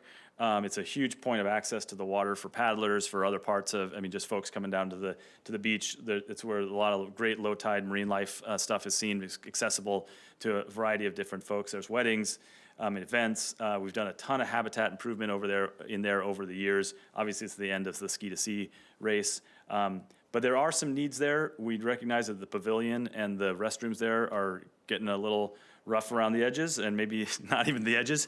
And so we've got some work to do there, but we're continuing to look for funding to support, upgrading those facilities through the RCO grants or other things like the Recreation and Conservation grants, or other maybe just port funding. But we'll be bringing more forward to the commission on that. So the last bit here is the takeaways. What we heard was really to look for opportunities to support marine trades education and training and apprenticeships throughout our community. How the port can do that, still to be determined. There's not specifics, but really try to look for ways that we can plug into opportunities to keep those jobs here, train people early on, bring them accessibility to the marine trades early in their education experience. We're going to continue to work on the cruise ship operations due diligence, so that'll be over the course of the next year. We're going to do the programming that we just mentioned for the Fairhaven industrial properties. Real estate will lead that. Marine Terminals is going to continue to work the Fairhaven Pier, and then we'll be bringing forth that kind of that operations manual. And then we're going to continue to be out to bid here very shortly on the FMIP infrastructure improvements. So that's the takeaways that we had, and I'd be happy to entertain any questions you have. The two things, just a quick wrap up, we'll have additional work studies here throughout 2026. This format is how we've been doing this. We've been reporting back to the commission. We'll at the minimum do a presentation like this for the airport. We did a write-up. I don't know that this one, since there's not a lot of action items, if that warrants that, if that'd be helpful, we'd happy to do like a narrative write-up as well. And then what we're planning is a port-wide open house later this year that will take like the presentation materials, the takeaways, the discussion topics, geographic area by area that are part of these work study sessions, and have those as part of the open house as well. So people can come and ask questions, get more details, and you could spend hours on any one of these topics. So we're happy to kind of have those conversations. So with that, I'd be happy to address any questions, and then our team would be available as well. Great. Thank you, Brian. Yep. And I just want to reiterate, we've been doing these work sessions for over 2 years now. Our first was on Blaine, next was on the airport, I believe, third was on Fairhaven. And then at the end of this month, am I correct on the dates? We have one scheduled, a 2-day planning session on the waterfront. February. End of February. Yep. February 24 and 26. And commissioners, this is a perfect opportunity to mention that at the last meeting, we approved that schedule of events and calendar events, which includes public meetings where commissioners get to have discussions on a variety of topics. So the public does now have in advance those dates available to them. Great. And I'll just kind of reiterate that staff has done a really great job facilitating these. That's kind of a new adventure for us to have these informal work sessions. They're great opportunities for the public to join in and have conversation, for the Port Commission to have kind of informal conversation focused on each of our properties. And so we will continue hosting these to focus on specific properties throughout our portfolio. Yeah, and Commissioner, they don't stop at these work study.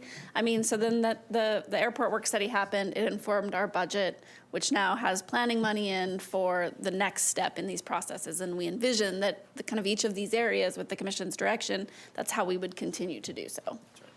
Yeah, I would say I would add to these that, these are open public meetings, obviously, and they're structured in a way that it's a commission discussion. The waterfront ones, for example, we're going to try to focus in on specific topics, and that I expect that out of that will be a larger public forum as well.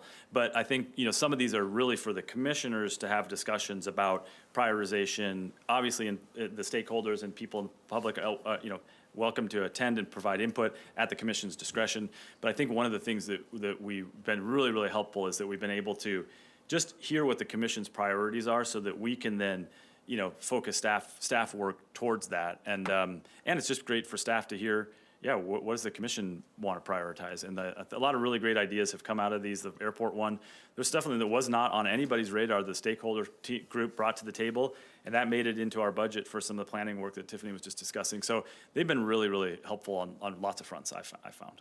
Yeah, great. Yes, trying to set the expectation that the work study isn't the end, and so that there'll be all different opportunities and different ways for the community to give input. So the work study isn't the only opportunity. Yeah, yeah. Okay, Commissioner James, do you have any questions or comments? Yes, and I think that my questions, I just want to say that what's a little bit weird about this spot is that I can't look at you and I can't look at you. I have questions for both of you, so I'm just going to kind of move. I'm not offended. Okay, Yeah. good, yeah. I think that my questions are really more about commissions setting strategy and how that relates to this process. Because the things that I've heard you talk about is, decision-making, how do we do this?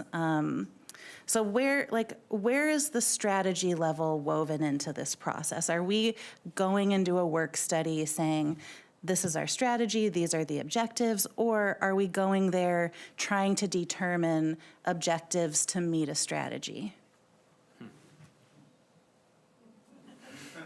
Because as a new person, what I just got was inundated with a list, like a lot of lists, which I'm getting used to that the list world. And I appreciate, I love the photos, super well done.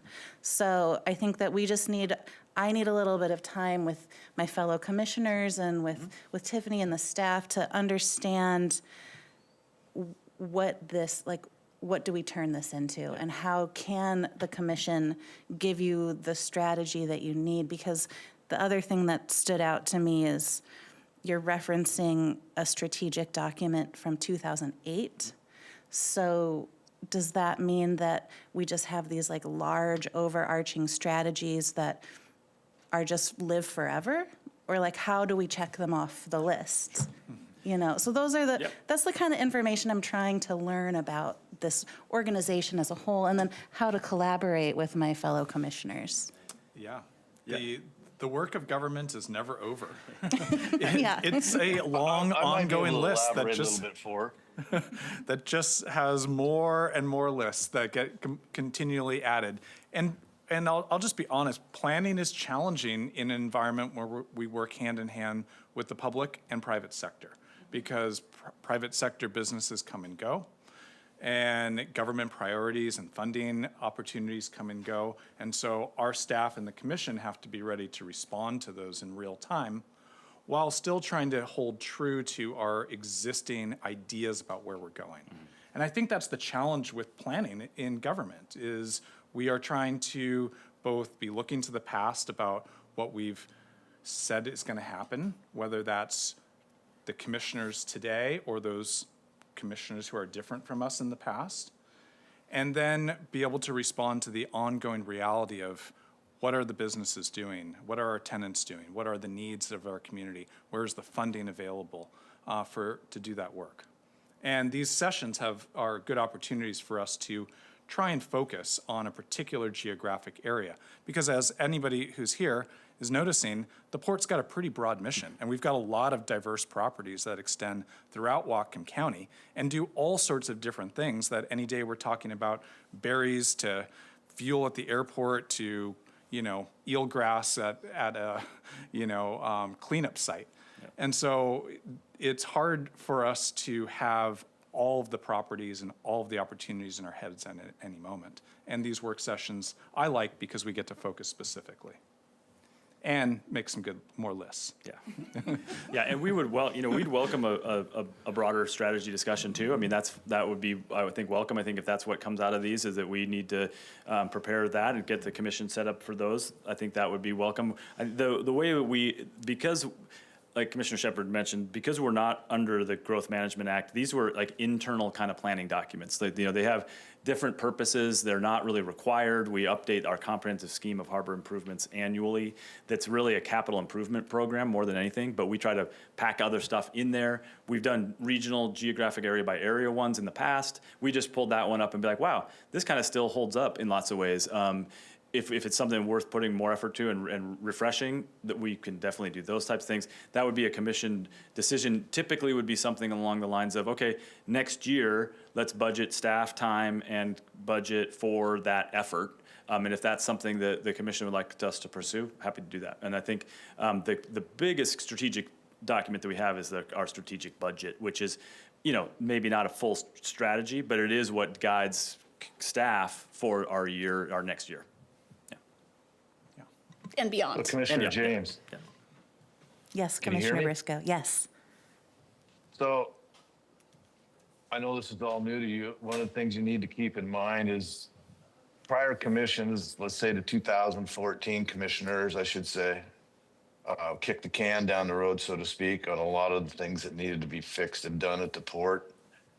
There were several different directions through, 4 or 5 different commissions. Port was going this direction, and then they changed direction of going this direction. Since 2014, 15, we've had pretty much one direction, and every commissioner that's come on board has kind of held to that general direction we're headed. It's a moving target. Everything we do is a moving target, and we're trying to look out into the future, let's say 20 to 50 years, and make decisions of what's going to go on in 20 to 50 years, and try and hit that target the best we can, so that the economy, we help the economy in Whatcom County, and 20 years from now the Port Commission is not going, well, that didn't work and we've got a mess on our hands, because that's what we've had for the last 8 years here, is a mess on our hands. We've been trying to straighten up and clean up and get going.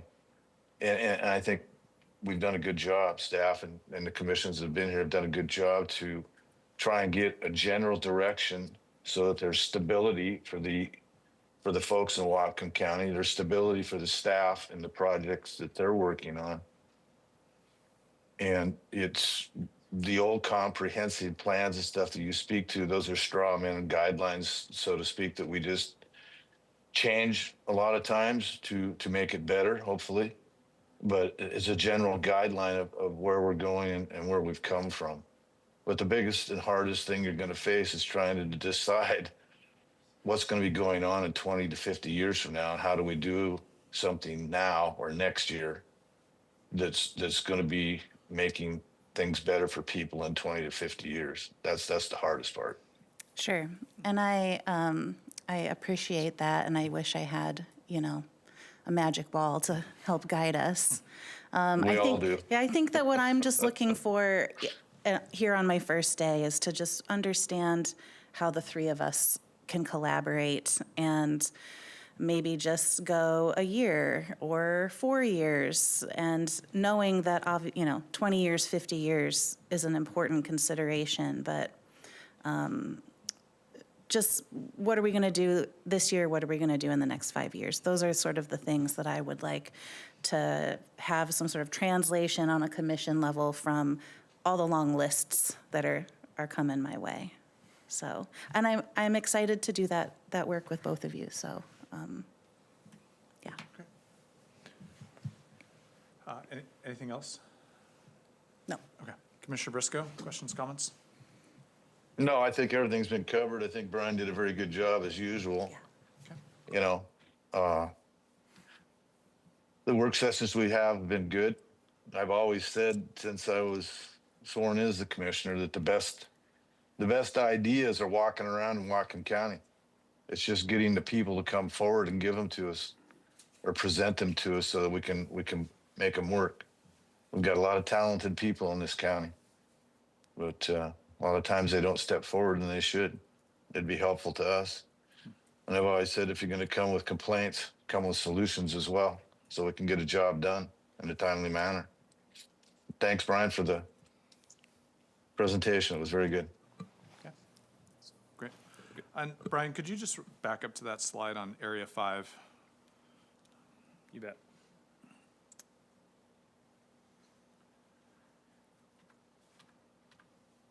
That one forward, yeah. We were talking about MACA. Just give us a plug here for MACA. Is this a MACA project? Yep, this is a MACA project. Like I said, this is a $4.5 million MACA project, and there's probably a $14 to $20 million project in the water side. So, and that's just this one site. So it's a good example of MACA dollars at work, putting locally people to work, cleaning up the environment, putting it back into productive use for economic development and public access in certain areas. And so, yeah, it's a great example of how we utilize those projects.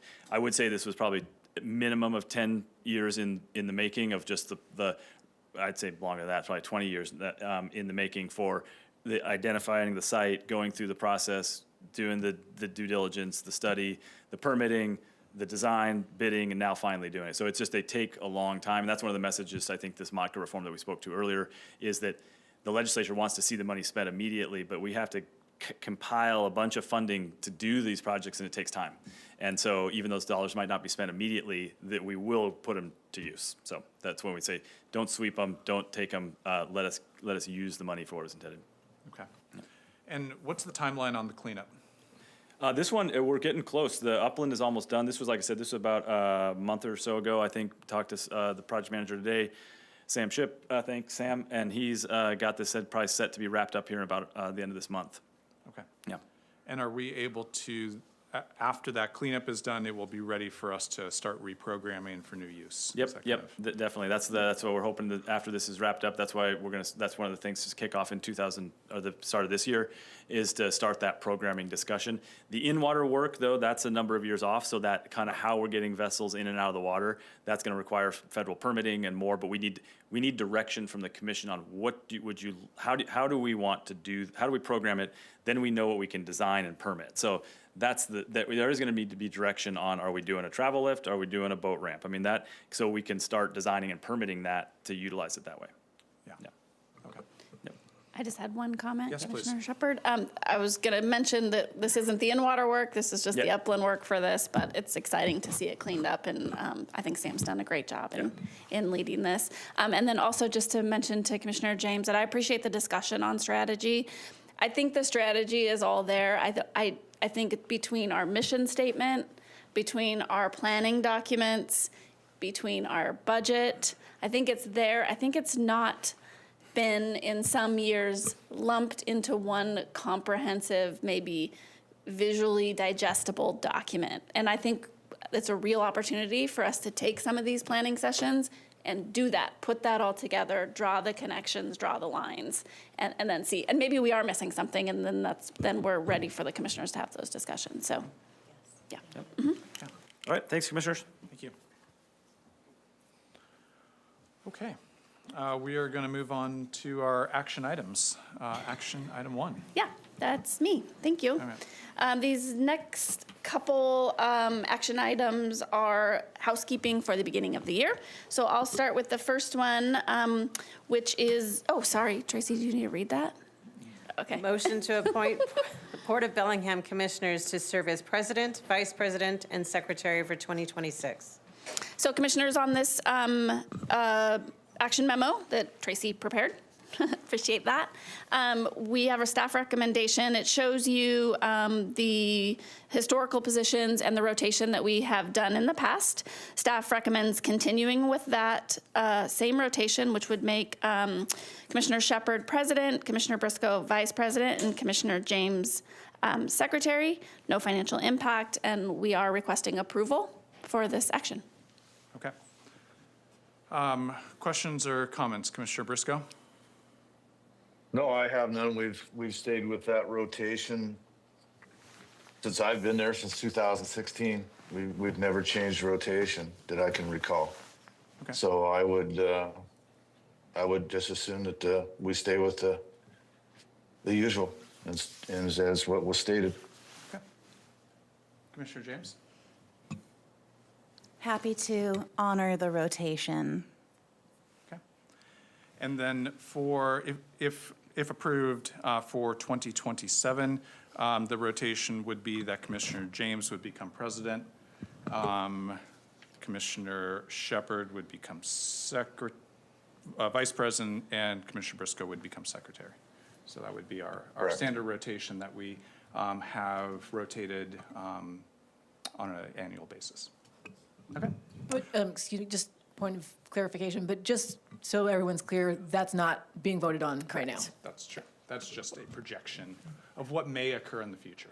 Yeah, and I guess, sorry to interrupt, we will revisit this rotation scheme once there's 2 more commissioners.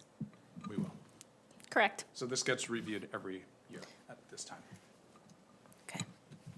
And there's nothing that says, we can't change it, and there's nothing that says a person can not decline being president, vice president, or secretary if they wish. It's, then that discussion arises from that. Yeah. And just so the public knows, the roles, president, vice president, secretary, are mostly about who runs the meeting. All commissioners have the same authority to, provide input, to set direction, and to work with staff. The commission president helps set the bi-monthly agenda and runs the meetings. And otherwise, it's mostly an equivalent role for all 3 commissioners. Correct. Okay, seeing no other discussion, I have no comments. Motion to appoint Michael Shepard as president, Bobby Briscoe as vice president, and Carly James as secretary for the Board of Commissioner Officers for 2026. Commissioner Briscoe? Yes. Commissioner James? Yes. And Commissioner Shepard's a yes as well. Carries 3-0. Motion to appoint the following Port of Bellingham commissioners to serve as trustee or board members for the following organizations during 2026. That would be Whatcom Council of Governments, Washington Public Ports Association, Whatcom County Economic Development Investment EDI Board. Okay, this one is, as Tracy mentioned, for the 3 boards. The background is to select for Whatcom County Council of Governments. In 2025, it was Commissioner Briscoe was the primary and Commissioner Shepard was the alternate.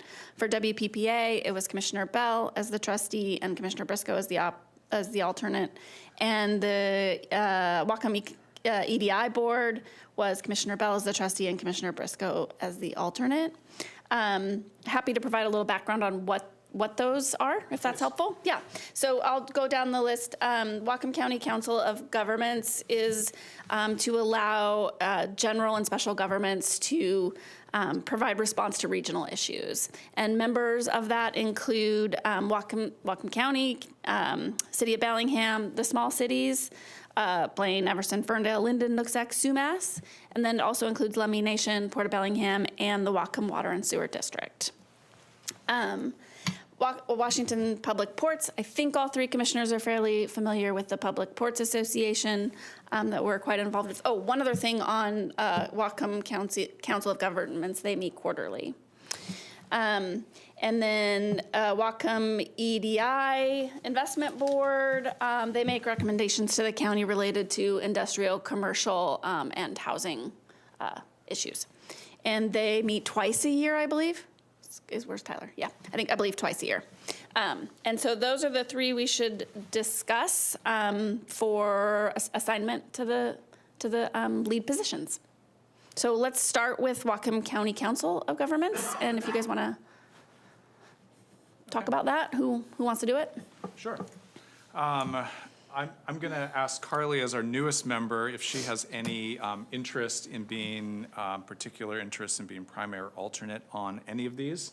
I don't have a strong opinion for myself. I'm happy to serve on any of these as needed, but I'll give you the floor, Carly. No, same. I'm happy to, follow, pick up where Ken left off. I'm really happy to serve wherever would be help the 2 of you. So I'm totally open. I think that my only comment about the document is that we update the language to say then an alternate commissioner will be asked to attend in his place. Thank And if you. we could just change that to their place or his or her place, that would feel nice.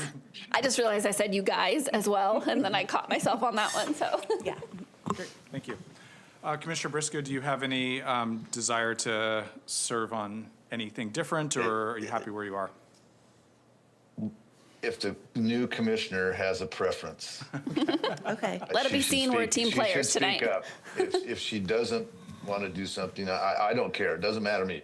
I think over the time I've been there, I've been on all of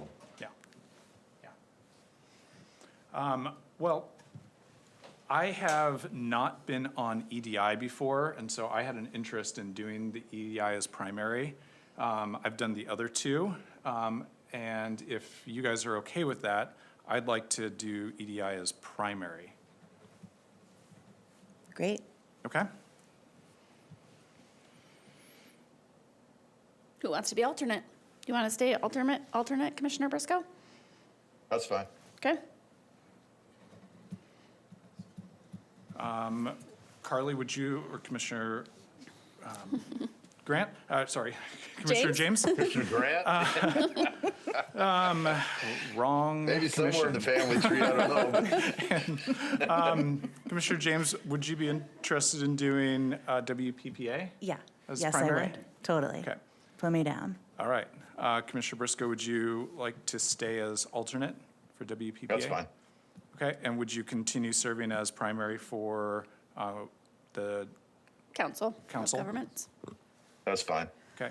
Carly, would you like to be on council? Yeah. As Yeah, I'll alternate? do that. Great. Okay. Okay, Tracy, will you read those? So can I, 1 second, I got Yeah. a question. Carly, would you be more interested in being the alternate on the EDI? Oh. Yeah, I'll do all of them. Well, you don't have to do all of them, you don't have to share them, but if you have more of an interest there to find out how that funding program works, you can sit in on that. I mean, you can sit in on it anyway, but Sure. Okay. Yeah, I'll do it.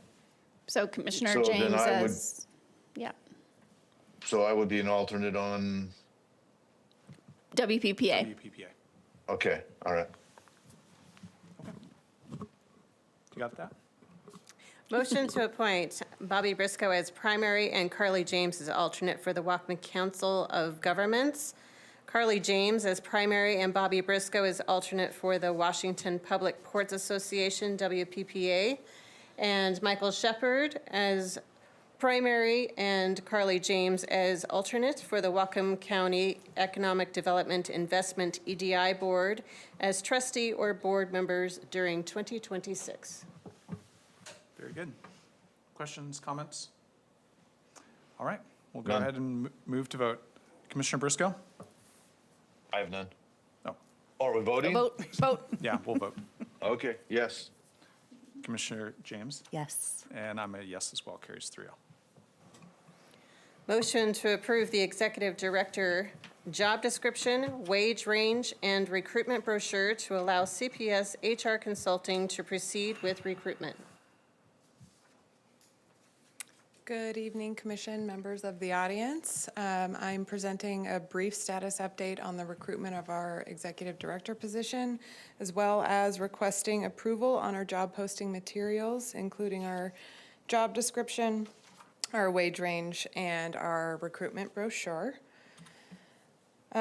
Brief status update. As you are already aware, our stakeholder interviews have completed, and CPS HR generated 2 reports outlining the feedback that they received.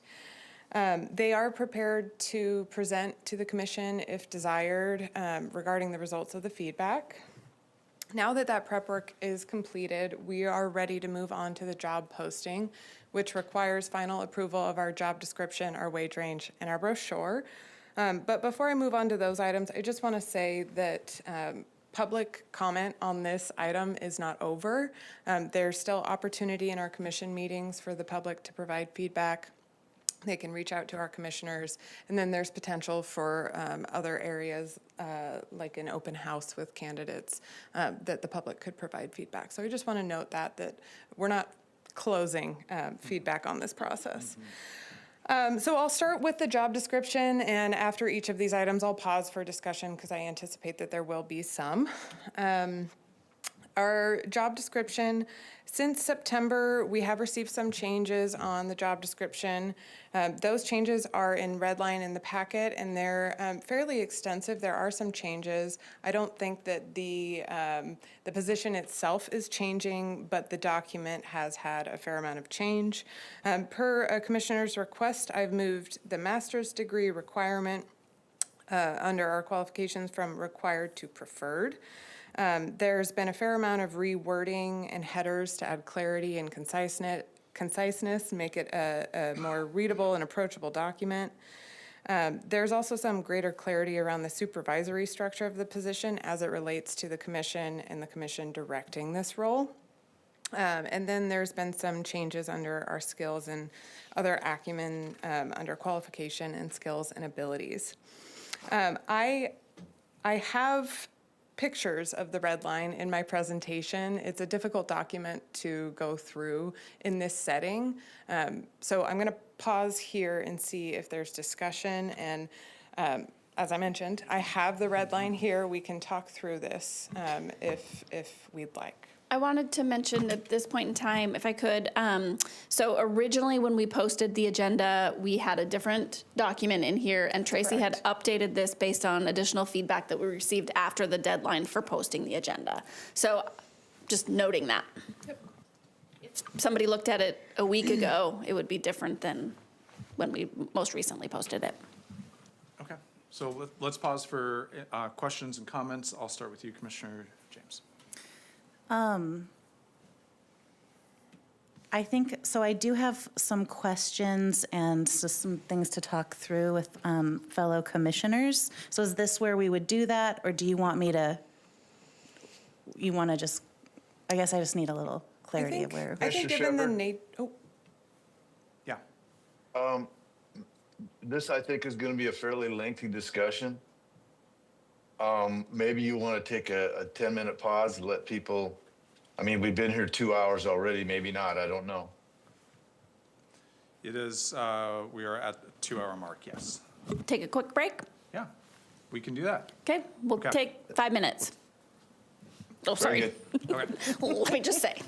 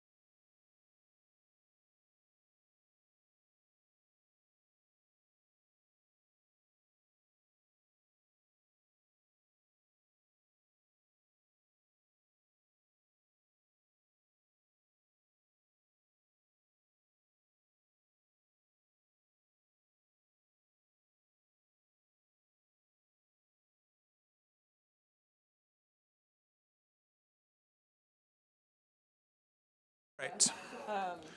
Hi, everybody. I think we're going to resume our meeting. We're starting.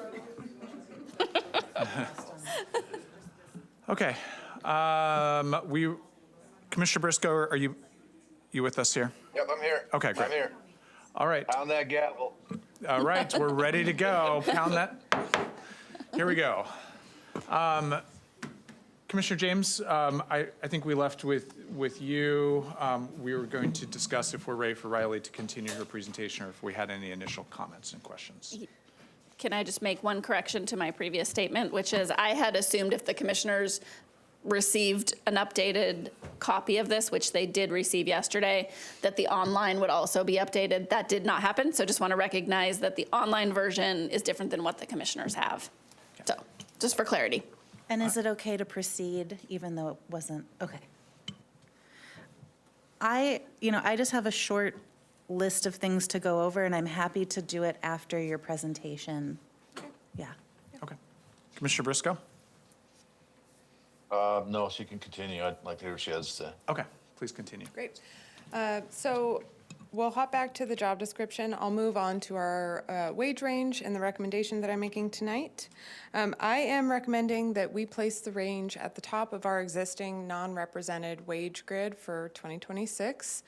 You can see the amounts there. It would start at $184,705 with a midpoint of $224,288. And capping out at $263,870. As I mentioned, this follows the structure of our existing wage grid for our non-represented group, just placing it at the top appropriately. This aligns with what we have paid our executive directors in the past, so it makes sense that it would be in this range. We conducted a 2024 wage study with 11 responding Washington state ports, and in that wage study, the Port of Bellingham did have the most generous wage and deferred compensation benefits. So I'm confident that our wage range and where we've been placing our wage is competitive for ports. We are conducting a wage study in 2026 with a third-party contractor, so I just note that tonight, saying that wages can be updated, and specifically the executive director wage can be updated if need be based on that study that's coming. External compression, Commission has addressed concern with our executive director wage not exceeding the wage of other public officials in Whatcom County. This wage range would align with that concern as well. I'll just mention our City of Bellingham mayor is at $236,940, and our Whatcom County executive is currently at $243,559. So just for context, that's the consideration. We don't want to exceed those, which makes sense because those agencies are significantly larger than the Port of Bellingham. There are internal compression considerations that I factored into this as well. We have to look at the individuals that this position would be managing and ensure that their wages aren't exceeding their boss's wages. And then finally, I just want to mention that this is just a wage range, and we're required by law to post a wage range in any job posting, but it's a range that the commission has discretion to work within. So once we get to that point where we have a final candidate, we'll be looking at this again and saying, okay, based on this individual's experience and expertise, where should we place them? So this gives a broad range of discretion for the commission to place within. I know that there were some concerns about this range starting too low, so I'm just going to mention, for the purposes of hopefully getting to approval this evening, an alternative wage range. So you can see this is just the top of our existing wage structure. You can see our directors at grade B, our CFO at A. Above that is my recommendation for the ED range. And if the commission believes that that range is too low, an alternative range would be that one at the top, 205,080 to 292,977. However, I would caution against this one. My recommendation is the lower one. The top one if we are intending to remain below other public agency officials, this would send us a message that we may intend to place higher than that. So just a consideration there. Finally, we have the brochure, which is also in the packets that the commissioners have received. This is that more comprehensive marketing document that's going to be at the forefront of the advertisements once the job posting goes out. This has been drafted by CPS HR based on the feedback from all the stakeholders and the meetings with commissioners about what we're looking for. I don't have any changes to this one. I haven't received any changes to this one. I just want to mention that I have highlighted the document. It is somewhat based off of the job description. So whatever we change in the job description, that will be reflected in the brochure, such as qualifications or the wage range. So I have a quick presentation. I know we're going to have some discussion. My request from the commission is to approve the materials so that we are able to proceed with recruitment.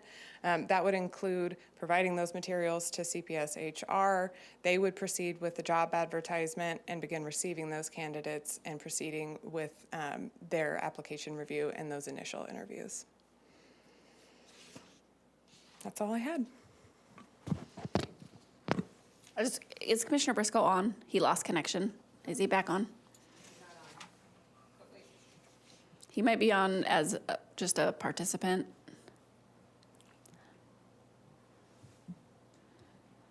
He can hear, but he can't speak. Okay, it got me back on. There he is. I heard everything that was said. I just Couldn't talk. do this part. Thanks. Thank you. Okay. So I think it makes sense to start with the job description unless commission sees fit otherwise. Yeah, why don't we go there? Do you want to pull up those red lines? Yeah, Andrew.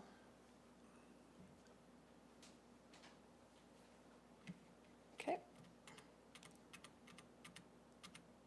These are the first 3 pages of the job description. You can see that the job summary portion has been replaced with new language. We've added the governance framework, and the essential functions has been essentially replaced and reworded. It's got some subheaders and the following bullets. Okay. Let's see, Commissioner James, I think some of these most recent changes came from you. Do you want to walk us through a couple of your ideas that you're bringing forward and how this document reflects some of what you were hoping to see? Yeah, for sure. I just want to thank the commissioners because I know this has come up a couple of times, and I'm incredibly grateful for just the extra time to be included in this. And I also want to thank Tiffany and Riley because they've been incredibly responsive to all of my questions and input. So I have basically spent the last, since the election, working on stakeholder input, reaching out to anybody who's willing to give feedback on this position. And so I sort of synthesized that information with also what I'm learning as, a new port commissioner and the realms of governance versus management. And I think that's something that I have felt sitting out on that side is just sort of a blurring of lines and boundaries. And so the edits that I submitted were really to speak to somebody on an executive level, things, functions and skills that would inspire the leader that we want to bring here to the Port of Bellingham. So that's sort of the level that I'm working on. And then just like really acknowledging that this is the sole employee of the commission, and just wanting to sort of take ownership of that, the commission's management role with this. So that's where the spirit of my edits came from. Okay. Yeah. Great. Are there any items on here that you think we still need to address, Commissioner James?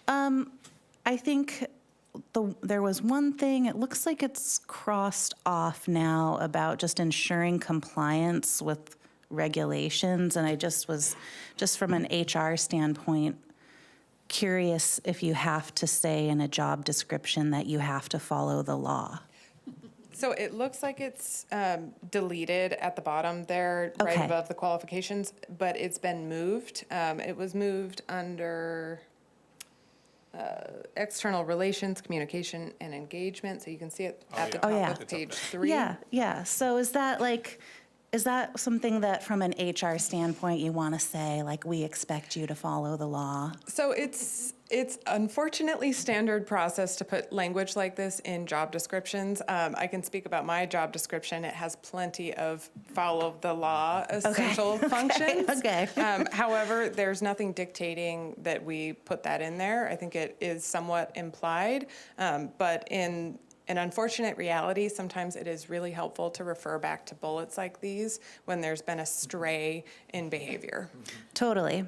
And, that was also, I should say, one of sort of the guiding factors for me is like creating a tool for the commission to be able to evaluate performance. So what's woven in, so that's fine if everyone's fine with that.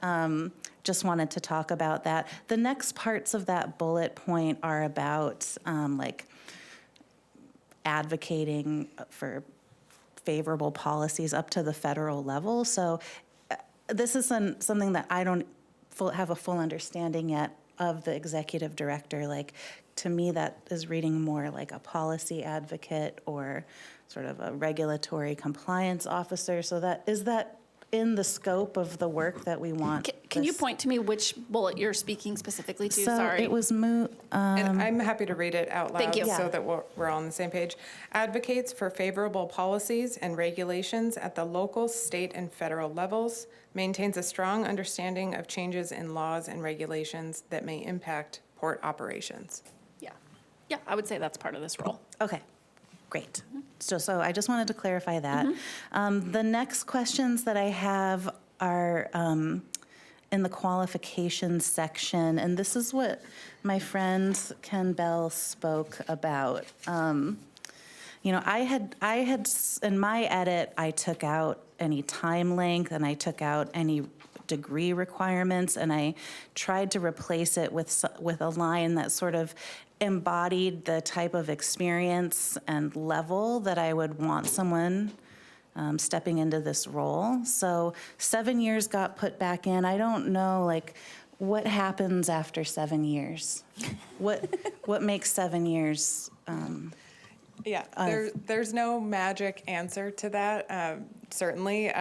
But from a functional standpoint, it is helpful doing application review.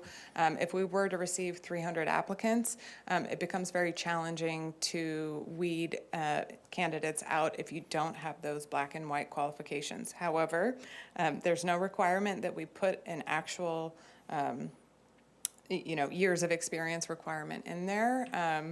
One other consideration that applies to both experience and education or certifications is the consideration that we do require that of our director level group and positions below that.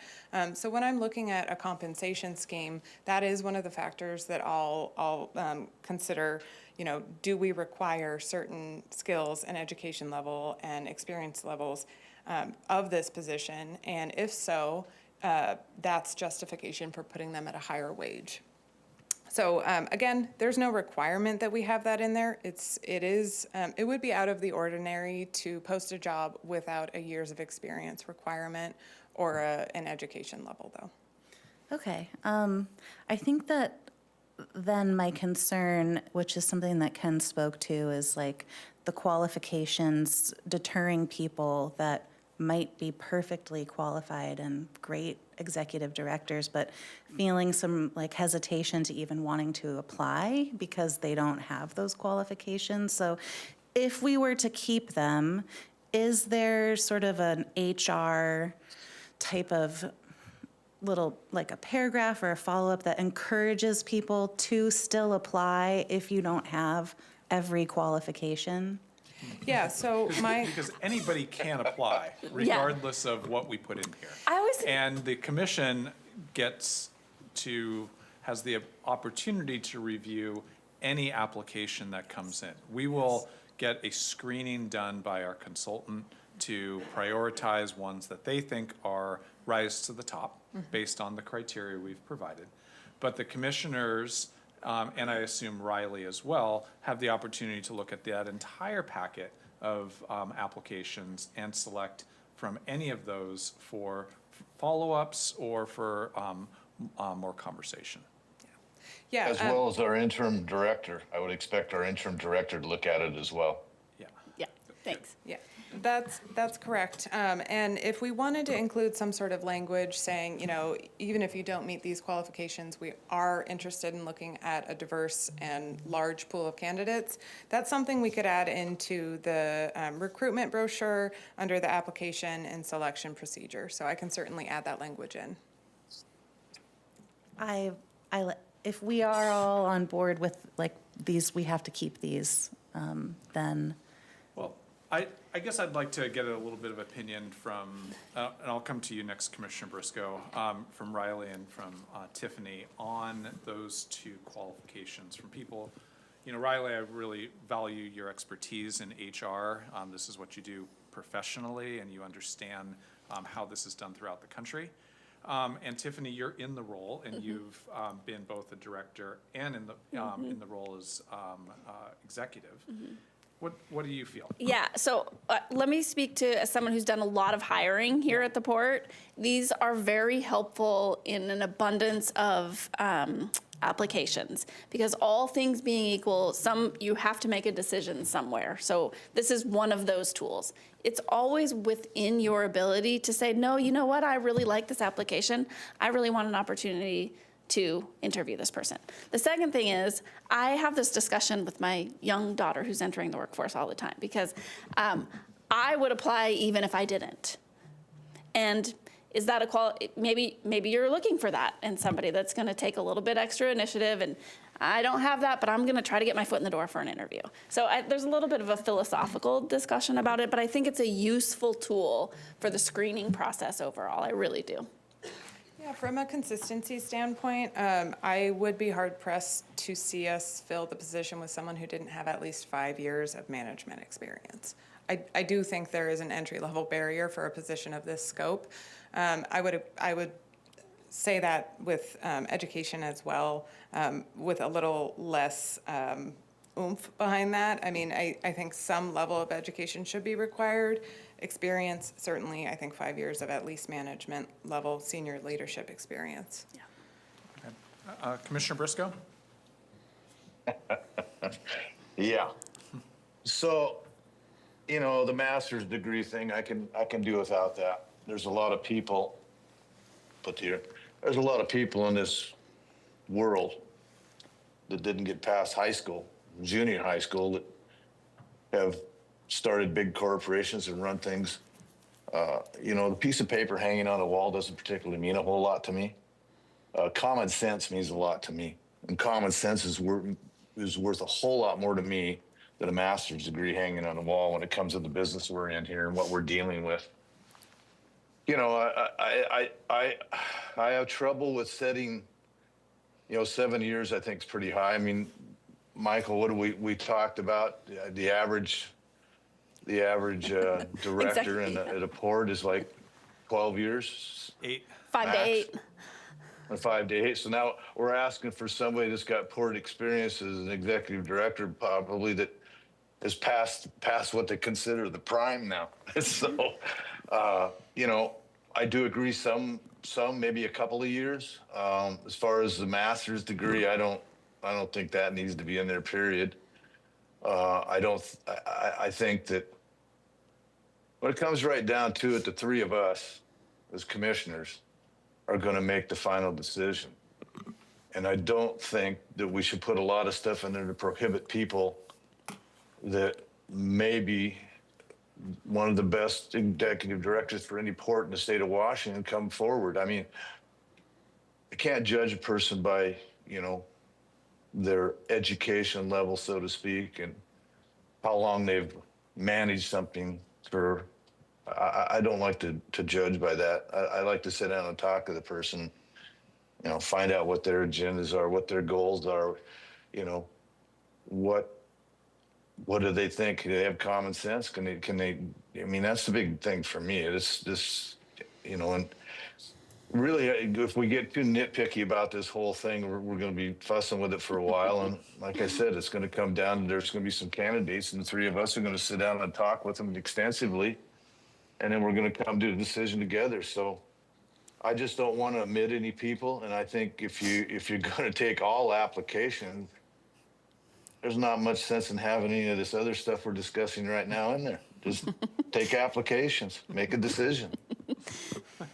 Just to be clear, we didn't say 7 years of port experience. We said leadership experience. Yeah, yeah, And that doesn't have to be And- executive experience. That's That right. could be director level. Sure, and somebody could, pardon the phrase, but spin their resume to say, well, I count this as leadership experience. Yeah. Yeah. Yeah, I agree. I think ultimately we're going to have the final say. I'm motivated to get this approved and start the hiring process so we can get those candidates in front of us. And I appreciate that we've had some good edits. I do think we should keep a minimum number of years of experience. I like 7 personally.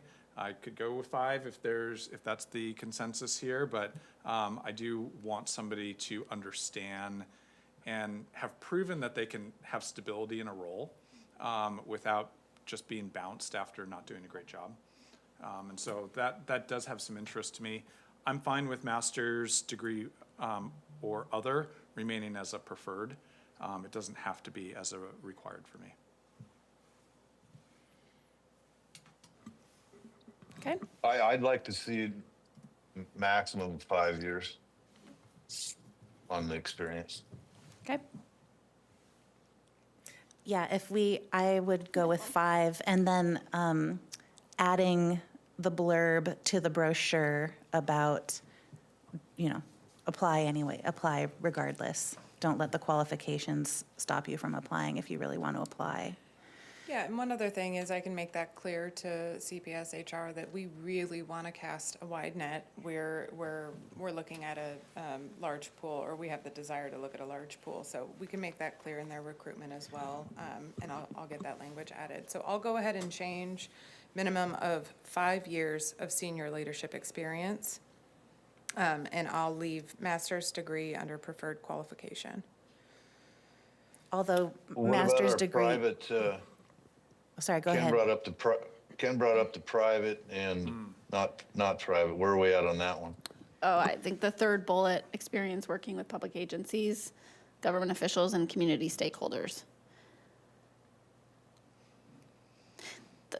That doesn't necessarily mean working for those agencies, in my opinion. That just means you maybe worked for All-American Marine and you also needed to work with the port, right? I think it's That's how fairly I broad. read that. That's a pretty broad stroke.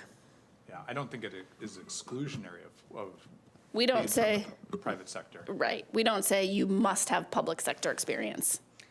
Yeah, I'll just mention the edits from Commissioner James, I think cover that leadership experience with responsibility for overall operations, staff, and financial performance across multiple functional areas in a complex organization. So we don't specify public or private. And then experience overseeing strategic and financial planning and stewardship of public or organizational assets. So I think that captures both public and private fairly well. Yeah, there's a line, sorry if I just interrupted somebody. There's a line, experience working directly with elected body of officials. Could we add board of directors?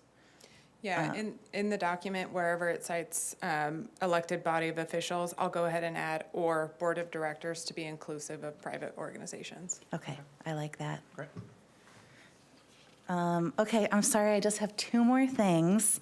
One of them was a line that was added back in about it's under skills and abilities, spending time and the time of others on what is important. I just feel like this is just starting to get into like behavior instead of skills and abilities, and I'm wondering if we can just strike that line completely.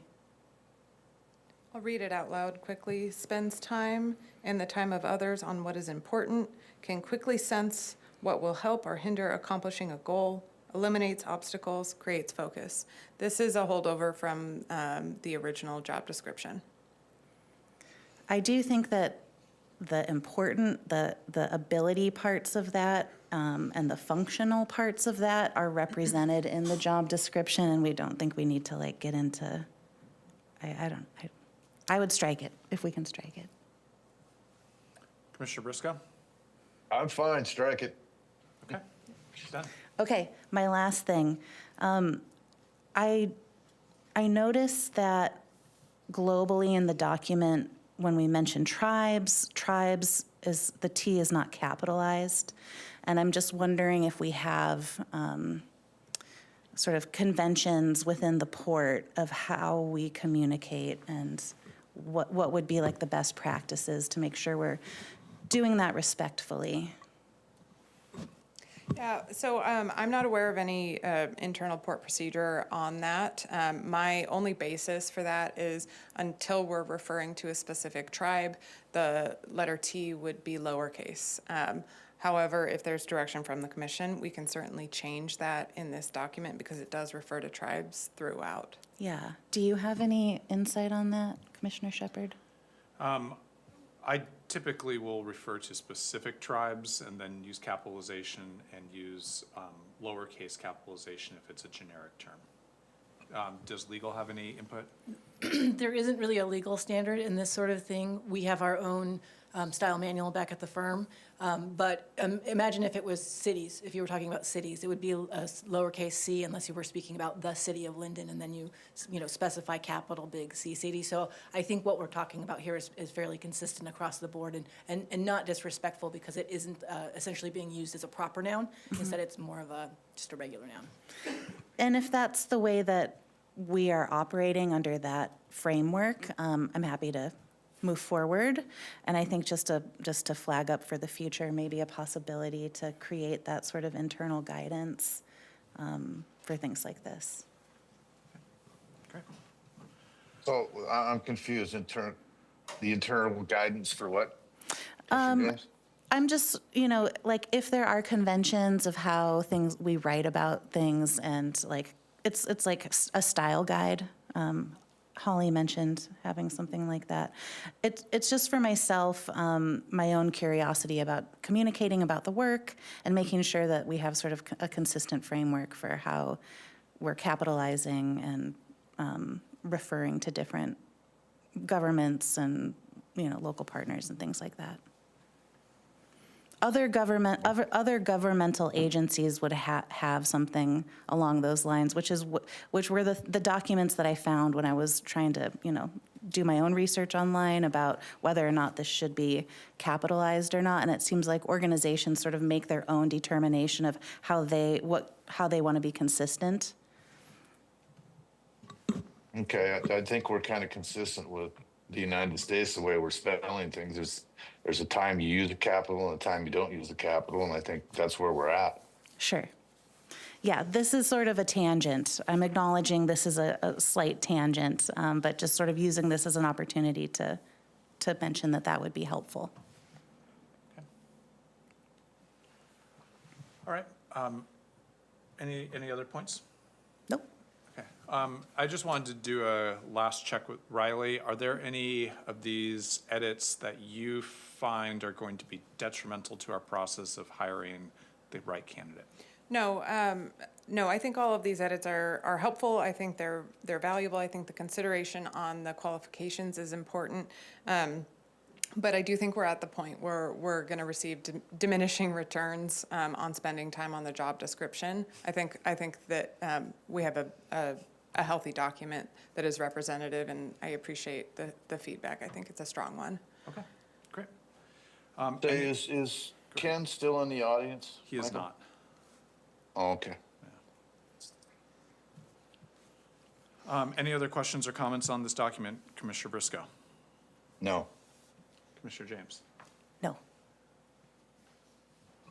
Motion to approve the executive director job description, wage range, and recruitment brochure to allow CPS HR Consulting to proceed with recruitment.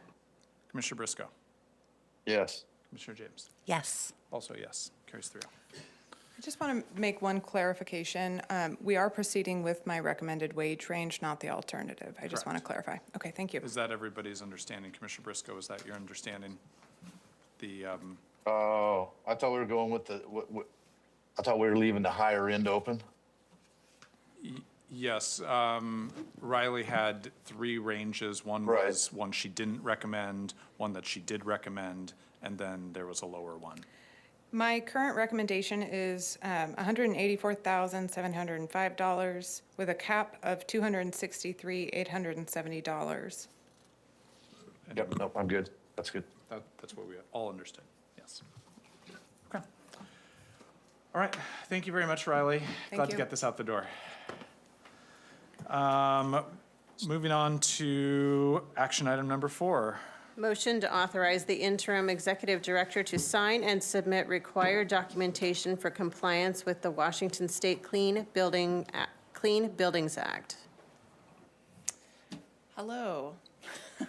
My name is Adrienne Douglas Scott. I am the Sustainability Program Manager for the Port of Bellingham. To just wake up your brains a tiny little bit, I'm going to ask you one question. Why do crabs never volunteer? Because they're shellfish. Oh, I just Googled worst dad jokes, and that's what came up. You and Cameron getting together on this or what? Sorry. Okay, so today I have an action for you that is a routine compliance matter. It's not currently covered under our 1106s. I'm joined by Danica Holt sitting back here. She's our staff member. She's actually a Climate Corps fellow. She's been working with us for close to 2 years, working with us on our energy management program, which this is directly related to. Oh, thank you. Thank you. Okay, and I am very thankful for the opportunity to get up here and talk about some of the very important cross-divisional work that the port teams are doing. So first I'll talk, I only have 5 slides altogether, so this is short. So I'm talking about work that the Building and Infrastructure Energy Management Program is working on. That's our internal team, affectionately called the BUMP. So the port has about 95 buildings throughout Whatcom County. We also have a number of other properties, as you know, with buildings that are owned by the tenants. And so this program just concerned with the buildings that the port owns. We may or may not manage those. There's all kinds of quirks with the management and the maintenance and all kinds of things with those. Our facilities and maintenance teams do fantastic work to make sure that all of these buildings are comfortable for their occupants, whether they are staff or tenants. And the BUMP really provides some structure to tracking what's going on with those buildings and providing some input into prioritization on some of those projects for those buildings. Some other linked things to this work are our climate action strategy and our greenhouse gas emissions. We do have targets in the climate action strategy for reductions, and our buildings actually play a major part in our emissions. So our purchases of electricity and natural gas play a big part of that. And I will also make a quick plug for our sustainability report. We just released that this week, and we will have some social media on that later this week as well, which has updates on how we're doing towards our climate action strategy. So this is a photo of the inside of the cruise terminal that Brian brought up a few times in Fairhaven, just showing like the amount of space in some of these buildings and the different types of uses that we have in these buildings. As I mentioned, the BUMP tracks, coordinates, and helps to prioritize that energy use in this space. This building in particular needs some work in its energy. It's going to be on our probably the top of our list, hopefully for this year, in figuring out how do we reduce costs in that building. The BUMP itself is cross-divisional, as I mentioned, so it's got staff from environmental, real estate in particular, facilities and maintenance, of course, engineering, and we also have a lot of input from our PSE energy engineer, who's been a fantastic resource for us.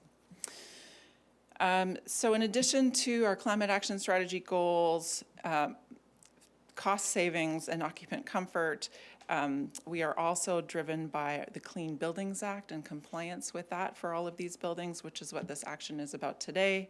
And we're also driven by some incentives from PSC as well. So I just wanted to talk about those a little bit. So the state law, which is the Clean Buildings Act, that's what this is referring to, and I will actually speak to that in more detail next. But the second driver for the work that the bump does is the port policy, such as our climate action strategy. And the third is financial incentives, so cost reduction and other direct incentives that we get from PSE, our partner. So as far as state law, the Washington State Clean Buildings Act applies to all buildings greater than 20,000 square feet. And there are different deadlines on how we bring all of these buildings into compliance based on what size they are. So the port has a couple of buildings that are on the large side, so greater than 220,000 square feet. And those will be first to be required to be brought into compliance. The great news is that those two buildings, the Bellingham International Airport Terminal and the 1000 Street, thank you, 1000 F Street warehouse are looking like they're going to be in compliance. So great news. We've had lots of work done on those buildings to bring them into compliance, like the solar project at the airport, as well as a great, huge effort to replace all of the lighting inside the terminal building at the airport. So next time you're there, look up, because that's been a lot of work and it's brought us into compliance. So with all of this work, each building needs an energy management plan, and Danica has been working on this diligently. They also are required to have operations and maintenance programs, and there is compliance documentation, which at this point need to be signed by building owners, and in our case, that's the executive director. So we do have some reporting that needs to be done right away, and we are recommending approval of the requested action. Very good. All right. Questions and comments, Commissioner James? No. Commissioner Briscoe? No. I was curious, do we get a score? Like, how are buildings, how do we understand where buildings are at in the continuum of being great to bad? Do we get a number? Do we get a bright lights, or what happens? Well, we could send out the balloons, but Danica, do you want to come up and explain this? So there are very clear metrics on how to do this, and I'll let Danica speak to that. So basically, all of the buildings are measured on their energy use intensity, which is measured by kilobtu's per square foot in the building. And the scores are set by the usage of the building. So, like, for example, the warehouse has a different standard than the terminal does than other buildings. But the energy use intensity score is the main thing that is being measured. But you're also measuring how often you're how often you're maintaining everything, how well your program is functioning, how behind your deferred maintenance is, and those are all like background elements in like the operations plan and also the energy management plan. There's a lot of other things being tracked, like capital improvement projects, energy efficiency measures, all those procedures, but it all comes down to the energy use intensity. Okay. Yeah, and there, I will say, Thank you. there are a couple of buildings where there are exemptions for those that we can apply for, and we are doing that. So, for example, with manufacturing in a building, so All American Marine, we can apply for exemptions based on their activity inside their building. So the idea with the state law is not to penalize those that are using energy in their processes. It's more on the building, like heating and cooling and lighting side of things. Okay. So even for unheated structures, I imagine some of our buildings at the shipping terminal, for example, are unheated because they have such huge bay doors that are open all the time, but they do have lighting. Right. So those are exempted. Oh, those would be exempted. Okay. And does this law apply to both private and publicly owned buildings? Yes. Yeah. Okay. Okay. Well, I'm sure you will continue to apprise us of the needs and opportunities for our buildings to continue making them as energy efficient as possible and as cost savings, as much cost savings. We've already seen that with the airport. with the introduction of the solar panels, along with the kind of extensive LED lighting both on the runway and throughout the terminal, that we've realized a fairly dramatic drop in our energy costs at that facility. And so that's exciting for us to see, and that's the type of work we'll continue doing. Okay. All right, seeing no further questions or comments, we'll move to a vote. Motion to authorize the interim executive director to sign and submit required documentation for compliance with the Washington State Clean Buildings Act. Commissioner James. Yes. Commissioner Briscoe. Yes. Also yes. Carries through. Motion to approve the creation of an FAA-funded capital improvement project for the design of taxiway LED lighting and pavement marking improvements at Bellingham International Airport. Good evening, Commissioners. Director of Aviation here, Matt Rodriguez. Today I'll be presenting and asking for some additional funding to be applied to what we are doing in 2027, which is the runway project. We'd like to add another component of that project, which I'll present here. Matt, can you be really careful about acronyms on this presentation? Yes. Thank you. My apologies. Which acronym did I send out there? I don't know, I'm just preparing because there's always a lot in the airport work. Sometimes yeah. Okay, so far, we're gonna go through this acronym, okay? The runway CAT-X, this is categorical exclusion for our environmental determination that we've received approval by the FAA, which is the Federal Aviation Administration. This is what is known as the area of potential effect. That is called APE, so I did spell that out there for everyone. So if you look in here, we have the highlighted gray area. That is what we call the area of potential effect. So all of this area was evaluated as far as what the impact on an environmental level would be with this project. So we received this back in 2021, and we included various projects or elements of the overall 5-year capital improvement plan for the FAA. So a portion of this was realigning the taxiways. It was the rehabilitation of the runway. In addition to this, we have included blast pads, which is located at the very south and north end of each runway. So for 2027, what we're planning to do is we're currently at a 90% design for our runway rehabilitation project. So construction will begin in 2027, most likely in August. With that project, we also have different components with that project. So we are doing the runway edge lights. Commissioner Shepard, I believe you were referring to the LED apron lights that we had. So for the runway edge lights, those will be converted to LED as well. The distance remaining signs, which if you can follow my mouse right here, every 1,000 feet there's a distance remaining sign. Those are going to be converted to LED as well.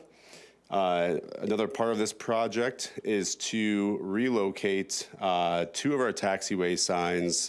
They're called hold short signs located at Taxiway Bravo and Taxiway Golf. This was a finding on our FAA inspection back in 2023, so that is being addressed with this capital project as well. We'll go to the next slide.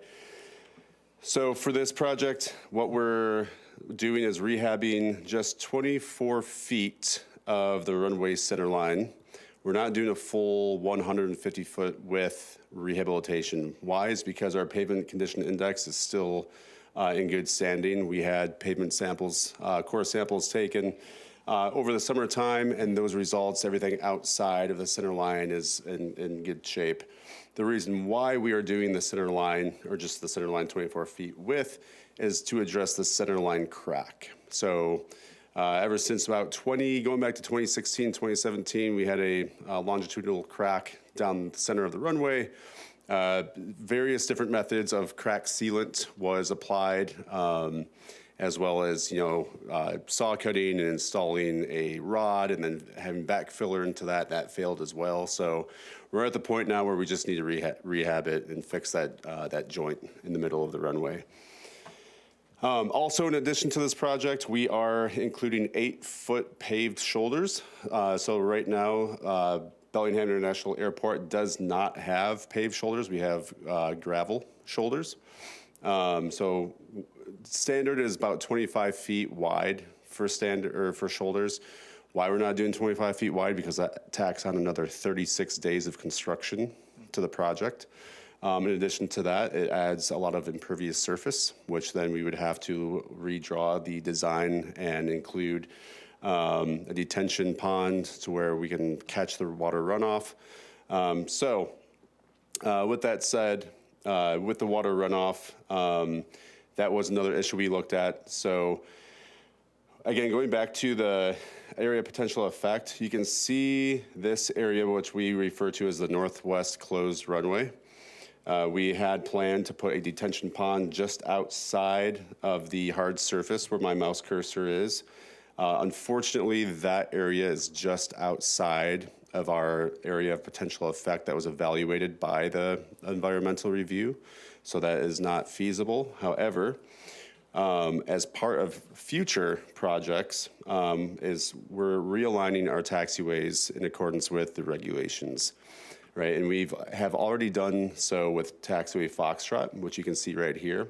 So eventually, over the next 5 years, we're going to be realigning these taxiways to a perpendicular approach to prevent runway incursions. That's the justification from the FAA.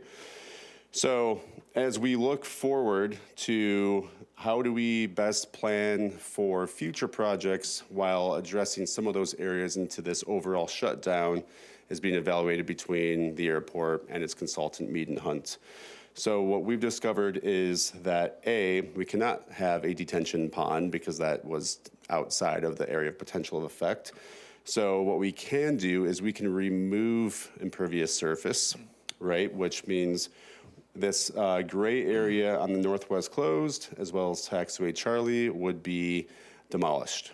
So we would demolish those two pavement areas, and which would be just fine to then add the 8-foot paved shoulders as well. And that way we don't have to go back through an environmental review just to see what it would take to get a detention pond installed.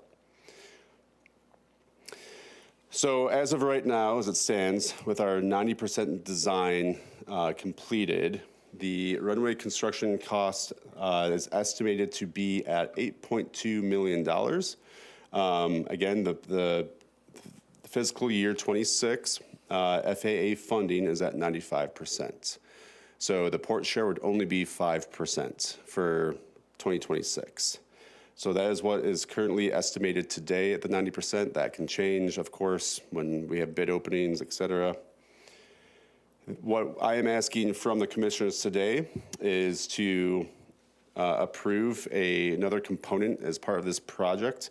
How we would do this, well, let me get into the project first, would be to replace all of our taxiway edge lights and convert them to LED. In addition to that, we have thermoplastics. These are hold short pavement markings. You can see at the bottom lower left-hand corner where you have runway 16 and runway 34. Those are thermoplastics, and they last a very long time. We have them installed in all the other different taxiway connectors to the runway. These have lasted roughly about 15 years so far. They are getting a bit faded, so it's time for replacement. They are FAA eligible, so we can use grant money to replace them. And the time to do it would be when the runway is closed down for the project. For the LED conversion on taxiway Alpha, Bravo, and Golf, you can see the color corresponds with the highlighted area of the pavement surface just outside. So you have taxiway Golf here, and then Alpha is the parallel taxiway to the runway, and then at the very south end you have at the very north end, sorry, you have taxiway Bravo. Why this is justified for the LED conversion is that our meg-ohm readings have been significantly low. These lights are roughly about 15 plus years old. So therefore, on the north end, the airport has experienced some outages with those lights. Greg Jensen, our maintenance electrician, has done a fabulous job keeping those up and running for us. But it is time for those to get transitioned over. They're incandescent. We'd like to move towards LED, longer lasting, and better efficiency for energy. Moving on, so back up real quick, sorry. Total design cost for this portion of design would be $87,000. So and then our share, the port share, would be $4,350. So this is a reimbursable design project. What would happen is if this is approved today, Mead and Hunt would begin designing it. We would be refunded when we apply for the grants for the runway construction project come in April, and we would be reimbursed then. We're gonna move on really quick. So for the construction, so if approved with design, Mead and Hunt would design to the full extent. And then how this would work in the grand scheme of the construction is that the airport will be bidding the construction project out come February. In addition to this project, we would add these items as what we call a bid additive to the runway project. So in the event that these costs come in significantly higher than what is estimated, we have the choice to not select that portion of the work as part of the runway construction project. And the good news is that then we would have a shovel-ready project years down the road that we can then pursue that project. But we do expect all of this to come in within the engineer's estimate. So the chart that you see, or the table you see down here, is the port match for the FAA 2026 project. Is coming in right around $664,474. As of right now, we would be using our airport improvement project entitlements. We are receiving roughly about $3 million of FAA discretionary money, which is really good. And then lastly, we still have a good portion of our airport infrastructure grant money available for any type of overages that we have as well. The bid schedule, so for the 90% design has been submitted to the port for our review. We have a meeting coming up to review that with our consultants. The FAA ATO coordination meeting, which is Air Traffic Organization coordination meeting, has been completed already. So then Mead and Hunt is coming up on the 20th of January. We're gonna review the design along with engineering, get everybody's concurrence, and then submit that to the FAA for their approval, and then move on to final design. The invitation for bid submittal will take place February 20th. We're going to advertise the project for about 4 weeks. Receive those bids back by March 27th, and then the notice of low bid will go out March 31st. And then, of course, we'd have to draft a memo for the FAA recommending the award for that project. They have to review all of the bids as well. And then, of course, the grant approval at the next Port Commission meeting scheduled for April 14th. And then from there on, we submit the grant application and then the anticipated notice of award to the contractor. And then the construction will commence August of 2027. We're looking at a 36-day closure for the project itself with all of this work. We did evaluate nightly closures, and that would add a significant cost increase to the overall project, and it would open up that window of construction far longer than what we would want, running into weather windows as well for the months of September and October, which we don't want as well. So the feasible way of doing this is to do a full runway closure for 36 days. And that is the communication that we've received from our airport district office, as well as the FAA Tech Ops. You know, if the role of the FAA Tech Ops during these types of projects, especially when we're looking at nightly closures, is what would it take for the FAA to come into the airport and then shut down all the navigational aids for the project to take place at night? They do not have that type of bandwidth whatsoever. For smaller projects, they can, but because this is such a large project, and if we were going to do the project at nighttime, it would take significantly longer to get the project done, and then it would be more expensive and burdensome for operations. And that is the end of this presentation, and I can answer any questions that the commissioners may have. Okay. Commissioner Briscoe.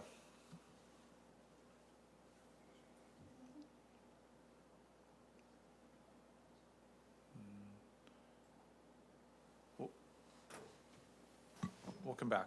Commissioner, you're on mute if you're trying to talk. Oh, yeah, Matt, how much brighter is this LED lighting going to be for the surrounding areas and what have you than the incandescent is? It's a good question. It would be the same illumination, so that that portion is regulated by the FAA as far as we call them the steps of light. So you have step 1, step 2, step 3, and what they are is they have different levels of illumination for each and every step. Right? We don't want to blind pilots coming in. So as they get closer to the runway, the more distance they're out, of course, you're at step 3, which provides the brightest illumination so they can see the runway. And as they get closer, they have pilot control lighting to where they can control at nighttime the illumination of the airfield so that it becomes dimmer as they get closer. And then step 1 is the dimmest. But there'll be no significant changes with brightness. Okay, so when we don't have planes landing, we're at a fairly low level with the light at night then? Yes, in fact, beyond the hours of air traffic control tower being opened, what happens is the air traffic controllers place the airfield lighting in pilot lighting controls. So therefore, the lights will stay on and remain on for about 15 minutes, and then they'll turn off. Right, and then it's reactivated anytime that either our staff or a pilot clicks their mic 3 times, the lights turn back on. Okay, thanks. Yeah, that's good because the LED lighting we're seeing going up around the buildings and so on and so forth is pretty bright. And there's been some problems with tenants on our property of things kind of getting carried away. So I was just curious how much illumination was going to increase, but it was going to stay the same. It sounds good. That's all I have. Thanks. Correct. Thank you. Commissioner James? No questions. I don't think I have any questions specific to the lighting. It sounds like while the FAA is paying 95%, we should get anything we can, right? That's correct, because in fiscal year 27, it's looking to go back to 90% and 10%. So now is the time to take advantage. Yeah. Okay. Very good. I feel like we've talked about the runway before. I feel like this is the first time I'm hearing 36-day closure. We just received word from our engineer of record, Mead and Hunt, and it was during their 90% design submittal, is that then they're baking in about 7 days of weather windows just in case. We typically see an average of 2 days, 3 days of rain in the month of August. But we do have to bake in some level amount of days for weather in case it does happen, because it's very essential that we, as the airport, understand how long the project is going to take, because when we give notification to air carriers, we want to be pretty precise as far as how long is this closure going to take so that they can sell the tickets that they need to at a certain date. So, and this is full closure, no flights, no GA, no. Correct, full closure. We evaluated everything that we could, and we brought this to the attention of the Bellingham International Advisory Committee, and questions were asked about can we convert a taxiway into the runway for the smaller planes, and essentially that's a standard or modification of standards, and you'd have to move a lot of the signage over. You essentially turn what a taxiway is into a runway, which is pretty costly. Commissioner, I'm glad you asked that question. This was, I think it is the first time you're hearing the full extent of what the closure is, and because we have just recently learned about it. I think it's important to keep talking about it until 2027, and I've been attending the BIAC meetings for the last 6 months now, and we have been talking with the BIAC, talking with the tenants at the airport as well, and discussing internally about what kind of activity could we do to activate the space out there while there be no airplanes. So more to come on that, but we'd like to keep talking and making everybody aware that that is an extensive closure and very impactful. And this would be for 27? 2027, correct. Yeah, we originally had it scheduled for 2026. Yeah. But we we determined that was not enough time to evaluate what the impact to the port was going to be, as well as our tenants. So we pushed that project out to 2027.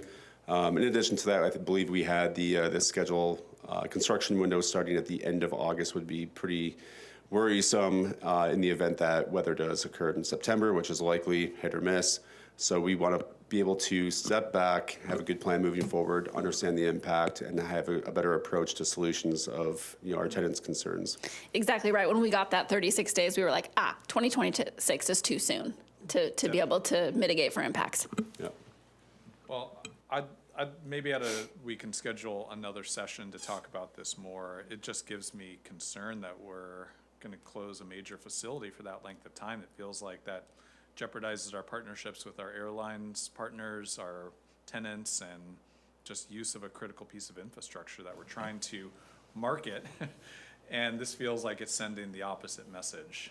So I'm not comfortable with this, but I think we've got to have more conversation. Yeah, I think that's the very intent on postponing, is to definitely have more conversation. I actually think, this is infrastructure investment, and a lot of those people want infrastructure investment. So how do we do it to And mitigate for the impacts? Airports do this? Yeah. Yes. We see other Yep. airports of our size close for a month.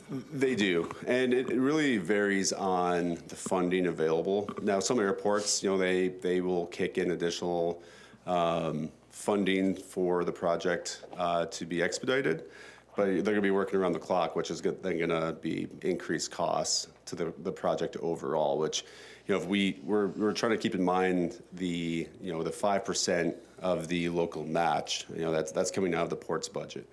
So anything that goes beyond what a recommended schedule and construction schedule is, this construction schedule it's 10-hour days. So if we were to increase that by any hours per day, the costs are going to be going up.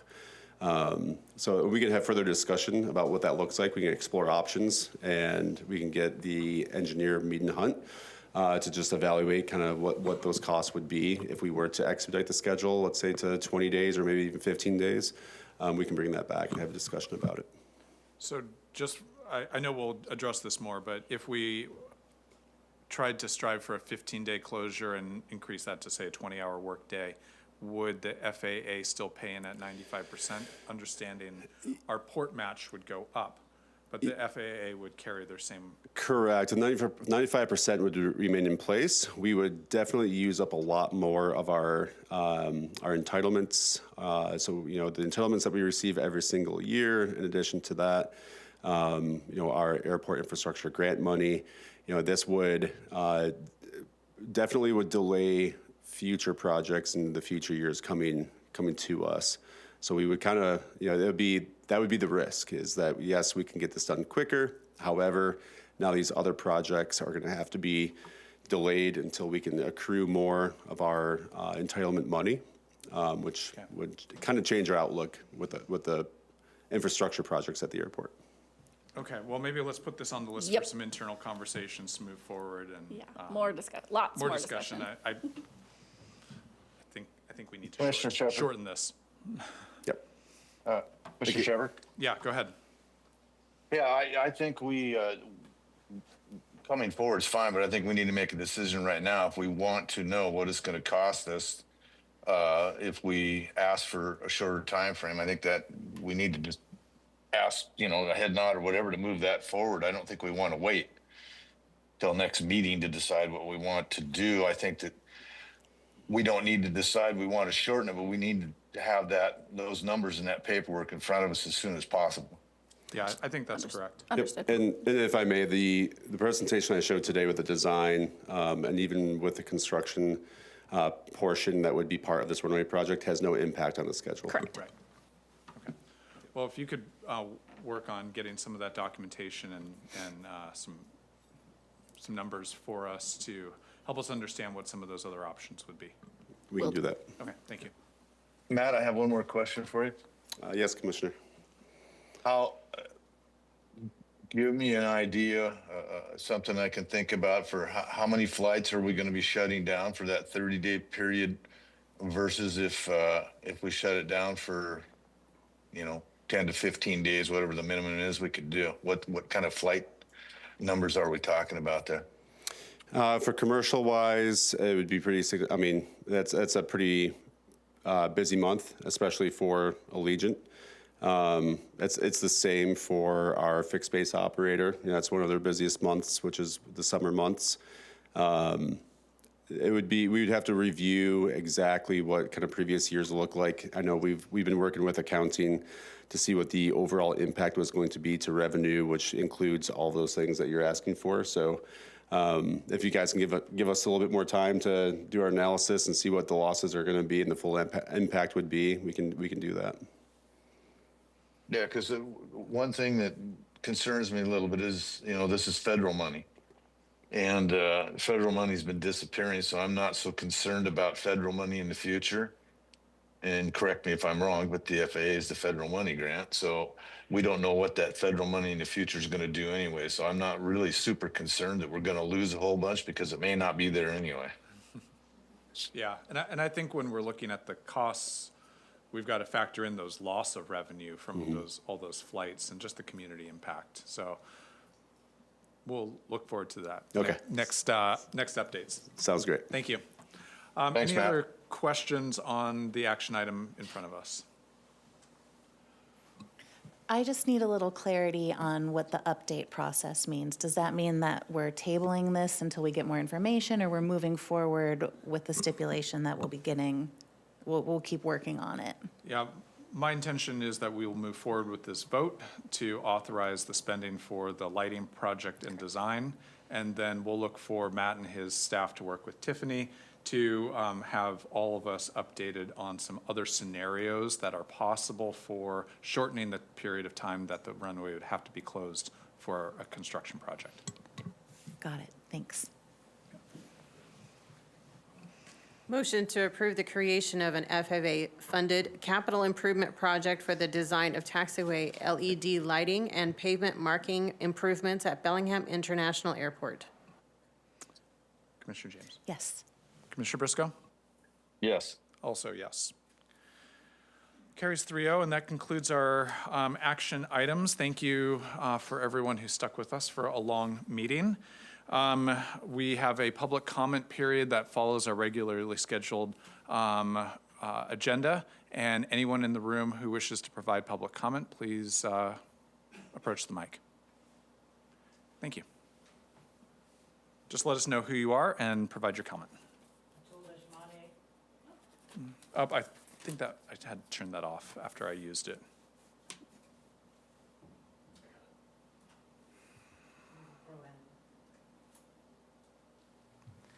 Atul Deshmani, I just wanted to say, Carly, you did great. Thank you. Good night. Thanks. Thank you. Good evening, Commissioners. Todd Lagasty here as a private citizen, and it's late, so I'll keep my remarks short.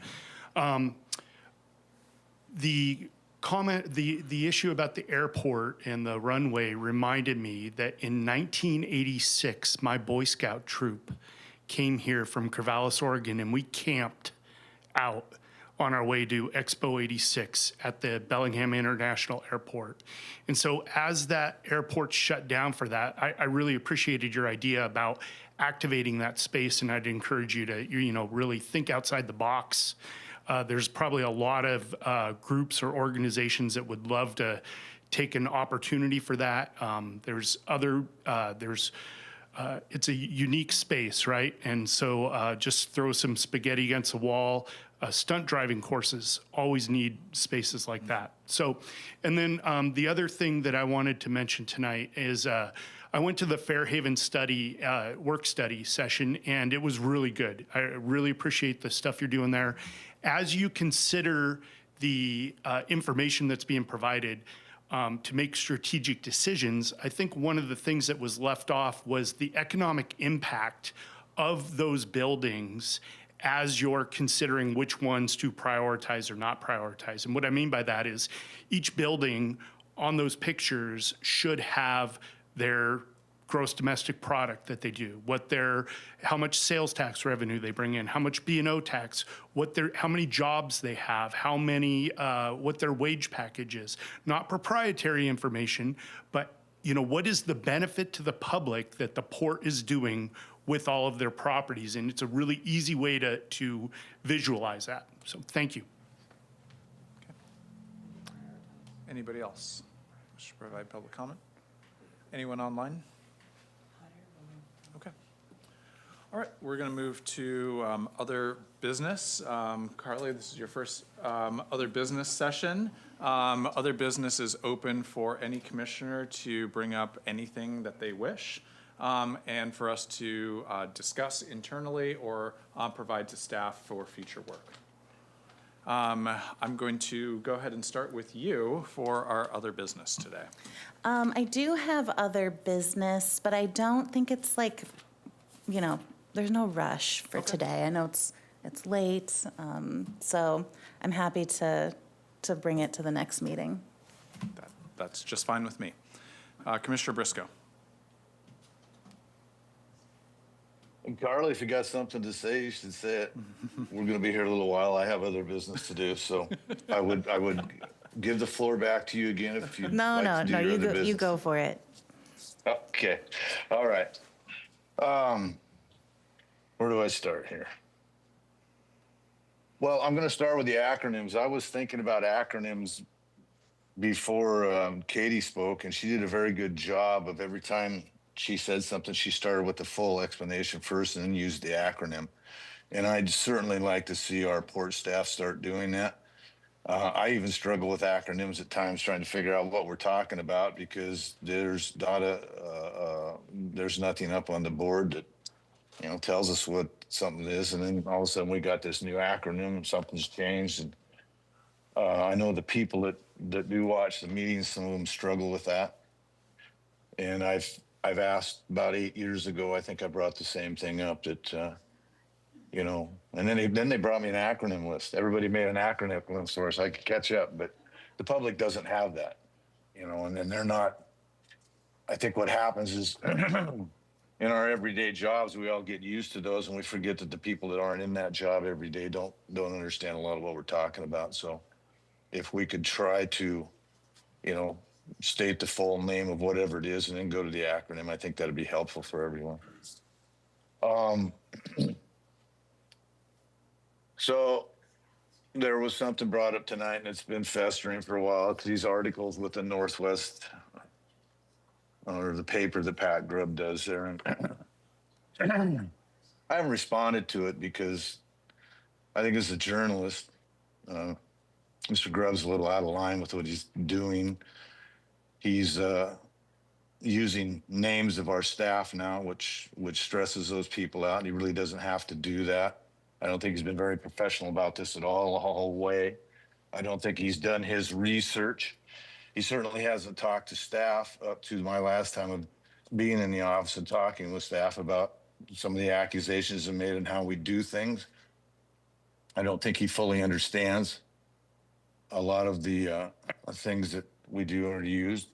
And certainly if he thinks we're so far out of line, maybe he should just pick the phone up and call the Washington State Auditor and have him look into it, or the Attorney General. As far as I'm concerned, the Port of Bellingham has done nothing wrong. I've looked at stuff. I've talked to people, staff members. I think Mr. Grubb should put the full story out there. I think he's got an axe to grind with the Port of Bellingham. I think it was around 2 years ago or whatever, he wanted to sell his building to a Canadian gentleman up there, and that gentleman was going to build the other half of the building that Mr. Grubb has never done, and he was going to build condominiums there.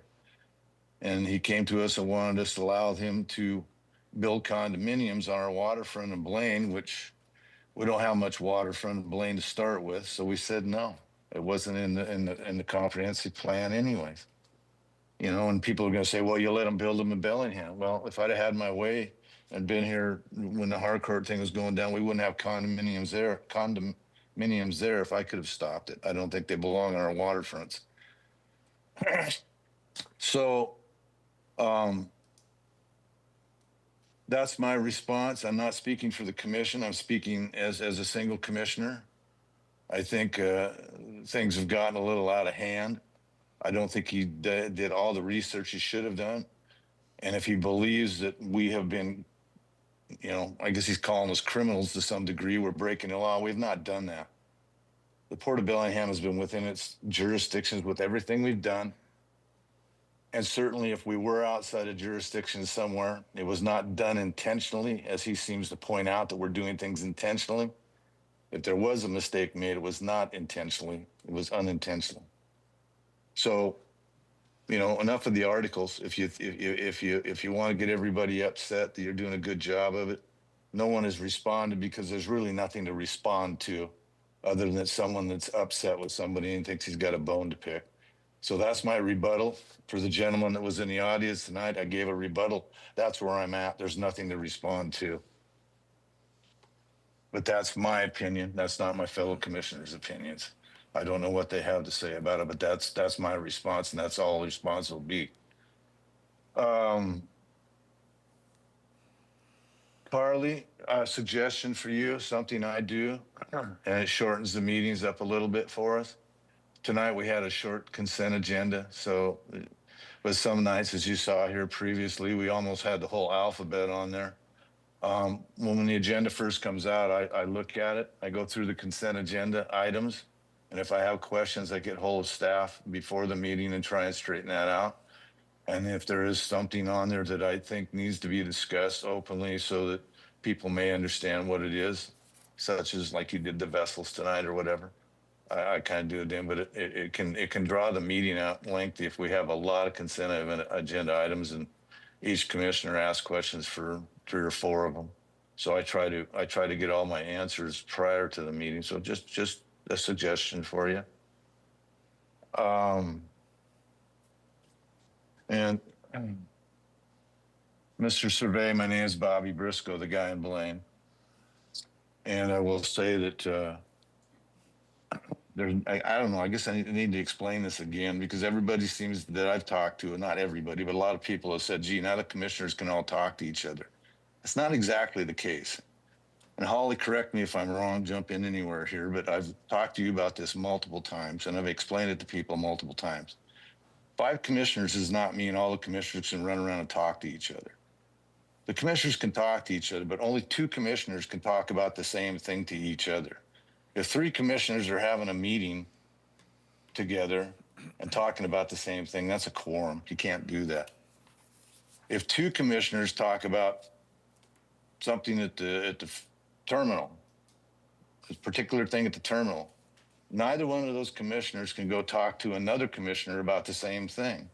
And I hope people understand this, that 5 commissioners doesn't mean we can all sit down and talk anytime we want about anything. There's laws there. 2 commissioners can talk to each other about the same thing, but they can't go to a 3rd commissioner and talk to him about that conversation they had. Neither one of them can do that.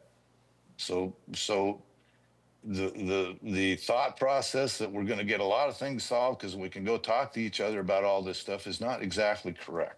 It's against the law to do it that way. Am I correct on that, Holly? You are correct. All right, thank you. And to the staff, great job in 2025. Thank you. And I hope 26 is better for us and we can get more things done and more people put to work. So that's all I have, Commissioner Shepard. Thank you very much. I just have 2 things. One, I just wanted to flag for Tiffany. We had received a letter from the Shannons about a property in question, and just making sure, I'm not sure who is going to address this for us, but wanting for us to talk about this requested property swap. Yeah, thanks, Commissioner. Brian Gowan, Director of Environmental Planning. Yeah, I was on PTO for a couple of weeks there during the holidays and just got back yesterday, and I saw those letters, and our planning staff is working on that right now. So pass that along to Tara, our new planner. She's already started to dig into it. We need to understand a little bit better. As you saw, some of those were older letters from 2006, farther back than 2008, and we're still getting. We have to do a little research. Yeah, so we had to get some research done, and so we're doing that right now. So that'll be something we'll report back when we get a little more information, probably this week from that process. All right. Yeah.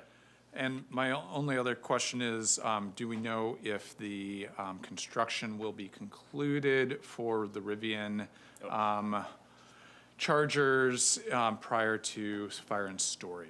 We have a festival coming up, and there's a lot of construction stuff going on. Hi, Elliot Smith, Real Estate Director. We believe the last major pieces go in the 9th.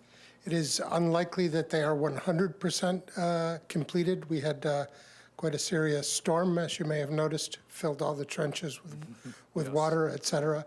So what we're working on is to pull back the fences a little bit further, get the pallets with some of the electrical equipment sitting on top of it moved back, and if possible, move the large container that's against the fence.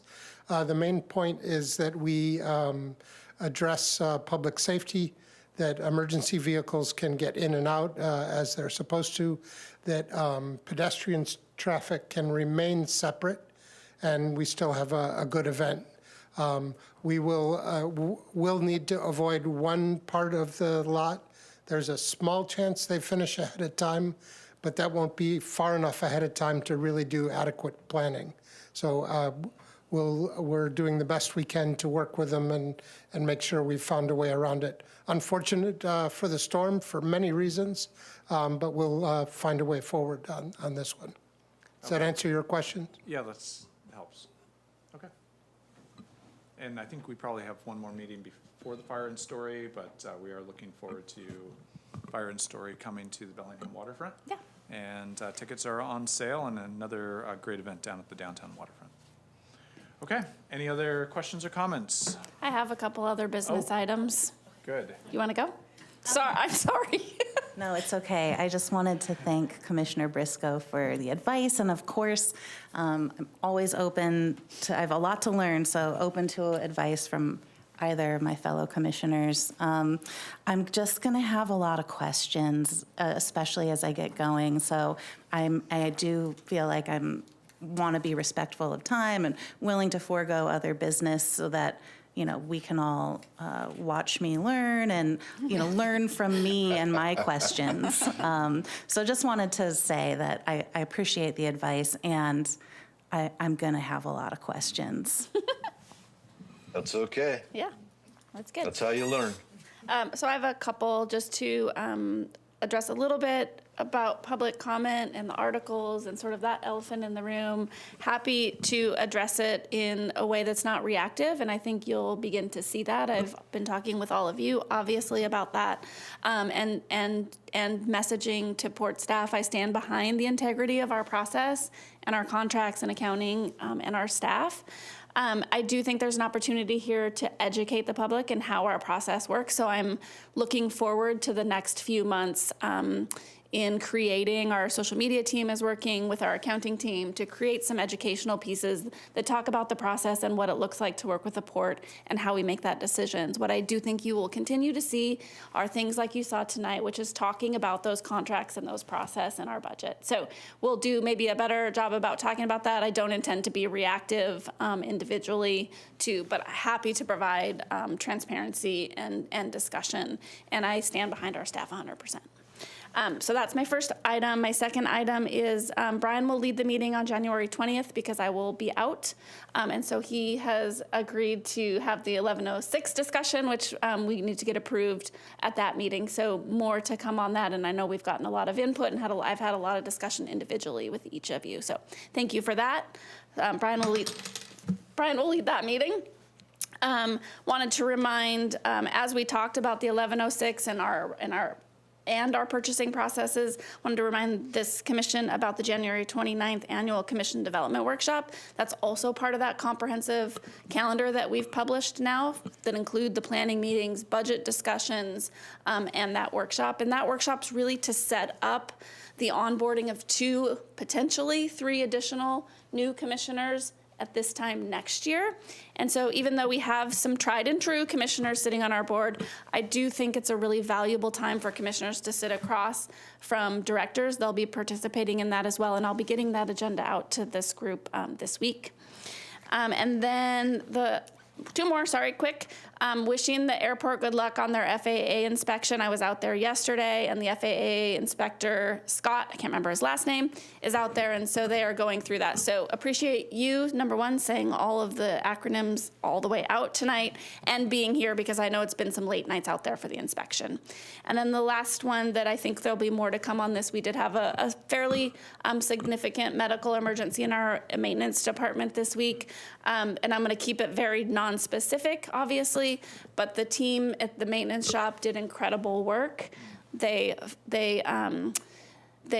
fell back on their training absolutely perfectly, and Whatcom County was there to support, and we have an additional person here with us because of that. So I will encourage everyone to take the training seriously, all the trainings we do, because it comes into play when you least expect that you will need it. And so I'm grateful that the entire staff is still here. That's all. Okay. Thank you for that update. Anything more? I have nothing.